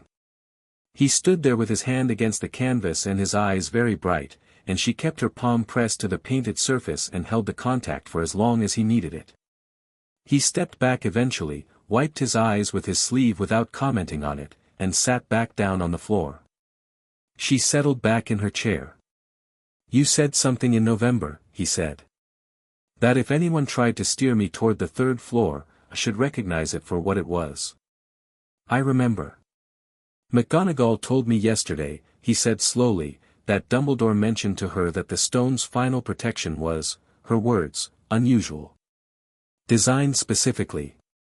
He met her eyes. She said she had the impression it was designed to be passed by someone particular. Lily looked at him steadily. A mirror, Harry said. She said there was a mirror in the final chamber. The mirror of Erist, Lily said. His eyes widened. You know what it is? I know it from my research before the war, she said. It shows the viewer what they most desire. The deepest, truest desire of their heart. She paused. Dumbledore's final protection is a mirror that gives the stone only to someone who wants to find it but not use it. Harry worked through this. Which means it's designed for someone who would seek it to protect it rather than possess it, she said. Which means it's designed for you. Her voice was completely even. Which means the entire security structure of that corridor was built with a specific 11-year-old in mind. Harry was very quiet. He planned it, Harry said. Not a question. He planned it, she confirmed. The stone as bait for Voldemort, yes. But also as a test. A proving ground. Something to shape you and challenge you and ensure that when you arrived in that mirror room you had been adequately prepared. She looked at him. The whole year. The troll at Halloween, the troll was planned. I think it was allowed, she said carefully. I don't think Dumbledore set a troll loose in the school. I think he allowed the security to be inadequate in specific places, knowing what was watching the third floor, knowing what a targeted failure of the troll containment could produce. Harry's face had gone through several things and arrived somewhere very still and very cold. He let a troll loose near students. I think so. She held his gaze. I can't prove it yet. But the pattern of the year, Quirrell's access, the troll, the Quidditch broom jinx that Snape noticed and intervened on, Snape was trying to stop the jinx. Harry straightened. I thought he was performing a counter-curse, she said. I got that from the Quidditch pitch portrait in November. He saw Quirrell hexing your broom during the match and performed a counter-curse. He was protecting you. She paused. While simultaneously being an unkind presence in your potions class. People contain contradictions, Harry. Harry sat with this for a long moment. Then he said, Dumbledore has been building a story this whole year. A hero's journey. The troll, the Quidditch, the stone, it's a sequence. He's been authoring the sequence. Yes, she said. That's exactly right. And at the end of it I go into the third floor, alone, that is absolutely not happening, she said. I want to be completely clear. McGonagall knows. Bones will know in January. The entire foundation of Dumbledore's authority to make these decisions is being dismantled. The stone is being moved. She leaned forward. You are not going into that corridor. What if Quirrell moves first? Before the stone is gone? She'd been thinking about this. She'd been thinking about it for days, turning it from every angle. If Quirrell makes a move tonight or tomorrow, McGonagall will intervene. Dumbledore will be there. The portrait network is watching that corridor from 3 different sight lines and I have 3 portraits on rotation tonight. She met his eyes. I need you to trust the structure. The structure you've been building for 3 months, he said. Yes. He looked at her for a long moment. What about next year? And the year after that? If Voldemort just keeps finding vessels, keeps finding ways, we handle it the way we handle this, she said. With information and planning in people who aren't working alone. She held his gaze. And with you educated and capable and backed by people who tell you the truth. Not managed. Not steered. Backed. He was quiet. I can't fix everything this year, she said. Sirius will take time. The legal case will take time. Voldemort is a long problem and I'm not going to lie to you about that. But I can make sure that you face all of it with the full picture, and the right allies, and an understanding of your own power that doesn't require someone else to define it for you. She paused. That's what I can do. From here. The last two words sat between them. From here. In the frame. In the east wing corridor that smelled of dust and old stone and the low burn of torches. We should move your portrait, Harry said. She raised her eyebrows. I'm sorry. Not, I don't mean permanently. He looked at her with the expression of someone who had thought about this for a while. But the east wing is, no one comes here. You can use the network but you can't see anything except this corridor. What if, he paused. What if McGonagall moved you somewhere more central? Somewhere you could actually see what was happening. She looked at him for a moment. Where did you have in mind? He was quiet for a beat. The Gryffindor common room. The warmth that moved through her was so immediate and so specific that for a moment she couldn't quite maintain the composure she'd been keeping since September. She held it together, but only barely, and she suspected from the way he was watching her that he saw it. McGonagall would have to approve it, she said, when she could trust her voice. McGonagall would agree to almost anything right now, he said. She told me yesterday that she'd spent 14 years waiting for someone to tell her it was time to act and she was going to make up for it. He paused. I think a portrait relocation is well within her current capacity for action. Lily looked at her son. At his slightly crooked nose that was entirely James's and his eyes that were entirely hers and his expression, which was his own entirely, this specific patient certainty, this careful warmth, this refusal to be passive that had nothing of performance in it. Ask her, Lily said. He grinned, sudden and uncomplicated, and pushed himself to his feet. The evening of the 2nd of January moved through Hogwarts with the particular quality of a held breath.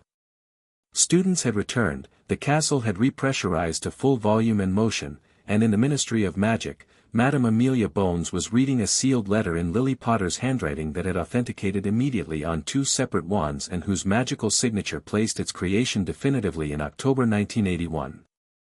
Lily knew this because Augusta Longbottom had sent a brief message through a ministry portrait chain that Grimtusk had helped her trace. Letter received and authenticated. Full investigation authorized. Ministry orders dispatched to verify. Sirius Black to be formally reviewed. Harry read the message over her shoulder, standing at the portrait. He was very still for a moment. How long? He asked quietly. Months, probably, she said. Investigations take time. There are procedures. Bones will want to be absolutely certain before she acts on a wrongful imprisonment claim against the word of Albus Dumbledore. She paused. But it started. It can't be unstarted. He nodded. 2 days after term resumed, McGonagall came to the East Wing at noon with a first-year student and a levitation charm and the brisk efficiency of someone who had been planning a logistics operation and was ready to execute it. She examined the portrait frame, noted the condition approvingly, cast 2 diagnostic charms on the canvas, and then said to the air generally, I should have done this 14 years ago. Yes, Lily said pleasantly, you should have. But you're doing it now. McGonagall looked at her with an expression that was entirely illegible and mostly dry affection. Ready? More than, Lily said. The portrait came down from the east wing wall for the first time since November 1981. Lily felt the movement, the slight disorientation of being untethered from a fixed point, the particular quality of a portrait in transit, carried through corridors that she'd only known through the network and could now actually see, briefly and in glimpses, as McGonagall walked through them with the painting held carefully upright. The Gryffindor common room was exactly what she'd expected and entirely what she'd hoped, warm, cluttered, draped in red and gold, full of the specific vital noise of students who were comfortable enough to be completely themselves. The fireplace was large and always lit. The notice board was covered in layers of parchment. In the corner, a chess board was mid-game and had apparently been mid-game for some time. Books were everywhere. McGonagall hung the portrait on the wall to the right of the fireplace, at a height where Lily had clear sight lines to most of the room, and stepped back to check the level. It's slightly left, Lily said. McGonagall adjusted it. Better? Perfect, Lily said. Thank you, Minerva. McGonagall looked at her for a moment. Her expression went through something complicated and then settled, with the characteristic McGonagall efficiency, into forward-facing resolution. It's the least I can do, she said quietly. It's not the least, Lily said. It's not a small thing. But I appreciate it. McGonagall nodded, gathered herself, and left. The portrait hole swung shut behind her. Lily looked at the Gryffindor common room, empty in the middle of a Wednesday afternoon, students in classes, the fire crackling in the grate and the afternoon light coming through the tower windows at the low gold angle of January. She could see the staircases to the dormitories. She could see the notice board. She could see the battered armchairs near the fire that bore the impression of habitual occupation. She was here. She was actually here, in the living space of her house, in the place where Harry came home at the end of each day. She settled into her painted chair and looked at the room and let herself have the full reality of it, not with grief, not with the weight of everything that had led to this moment, but with the simple, specific warmth of a mother who could finally see where her son lived. Harry came through the portrait hole at 4 o'clock, mid-sentence with Ron about something Quidditch-related that he broke off immediately when he saw the portrait on the wall. He stopped completely in the middle of the common room. Ron, coming in behind him, looked at the portrait. Looked at Harry. Looked at the portrait again. That's my mum, Harry said. Ron blinked. She's awake. She's looking at us. Hello, Ron, Lily said pleasantly. Ron made a sound that was not quite a word. Harry crossed the common room to the portrait in 4 quick steps and stood in front of it, and the expression on his face was the one she'd carry with her through every painted night from here forward, open and unguarded and entirely his own, lit from the inside by something that didn't have a clean name but lived exactly in the space where grief ended and the living began. Better, he said. Much better, she said. Hermione came through the portrait hole 20 seconds later, stopped, took in the portrait on the wall with the focused attention of someone cross-referencing what they were seeing with what they knew, and said, "You moved her." McGonagall moved her. That's, she pressed her lips together. That's very good. Thank you, Hermione, Lily said. Your sacrifice protection theory, Hermione said, pulling out a notebook immediately. I've been reading Aldrich's collected works and I have questions about the secondary strengthening mechanism footnote. The academic debate around it is actually quite fascinating from an evidentiary standpoint because, Hermione, Harry said, with the warm exasperation of someone who had long since accepted that this was what Hermione was. It's all right, Lily said, and she was smiling, properly, the full lit-up version. I have time. She looked at Hermione. Ask me everything. Ron had recovered enough from the shock of a talking portrait to throw himself into his usual armchair and pull out his gobstones. Hermione opened her notebook to a dense page of annotations. Harry sat down cross-legged on the hearthrug in front of the fireplace, directly below the portrait, in the exact position she'd watched him occupy every evening in the cold East Wing corridor, except now the room was warm and lit and alive around him, and he was where he was supposed to be. Lily looked at her son sitting in the firelight in the home that his house had made for him, surrounded by the people who were becoming the framework of his life, and felt the full weight of the year, all 3.5 months of it, the planning and the documenting and the conversations and the careful, patient construction of something solid enough to stand on. In the ministry, an investigation had begun. In Azkaban, a man was holding on. Somewhere in England, a werewolf was moving through his careful life, not yet knowing that someone was looking for him.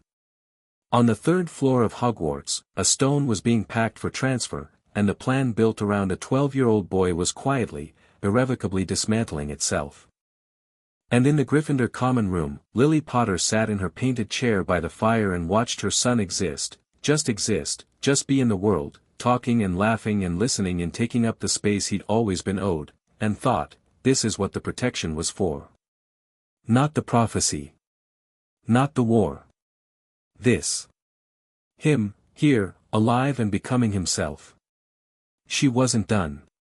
There was more to do, more to find out, more to build, more conversations to have and evidence to gather, and a long road between here and safe. She knew that. She'd always known that. But she was here. In the room where her son lived. And she would keep being here, every night and every morning, and every time he came through that portrait hole she would see him, and he would see her, and that was not nothing. That was, in the specific accounting of what had been taken and what had been reclaimed, something close to everything. Hermione was on her fourth question. Ron had abandoned gobstones and was listening with the expression of someone trying to look like they weren't interested and completely failing. Harry was leaning back on his hands on the hearth rug, looking up at the portrait with a half-smile, and when he caught her looking he gave her the small wave, the same one she'd given him on the first night in the East Wing corridor, 3.5 months ago. She lifted her hand from the chair arm and waved back. The fire crackled in the Gryffindor hearth. The January wind moved against the tower windows. The castle breathed around them, old and enormous and full of the particular persistence of places that had been holding people safe for a very long time. And Lily Potter, 20 years old in oil paint and very much awake, settled into her chair in her son's home, and stayed.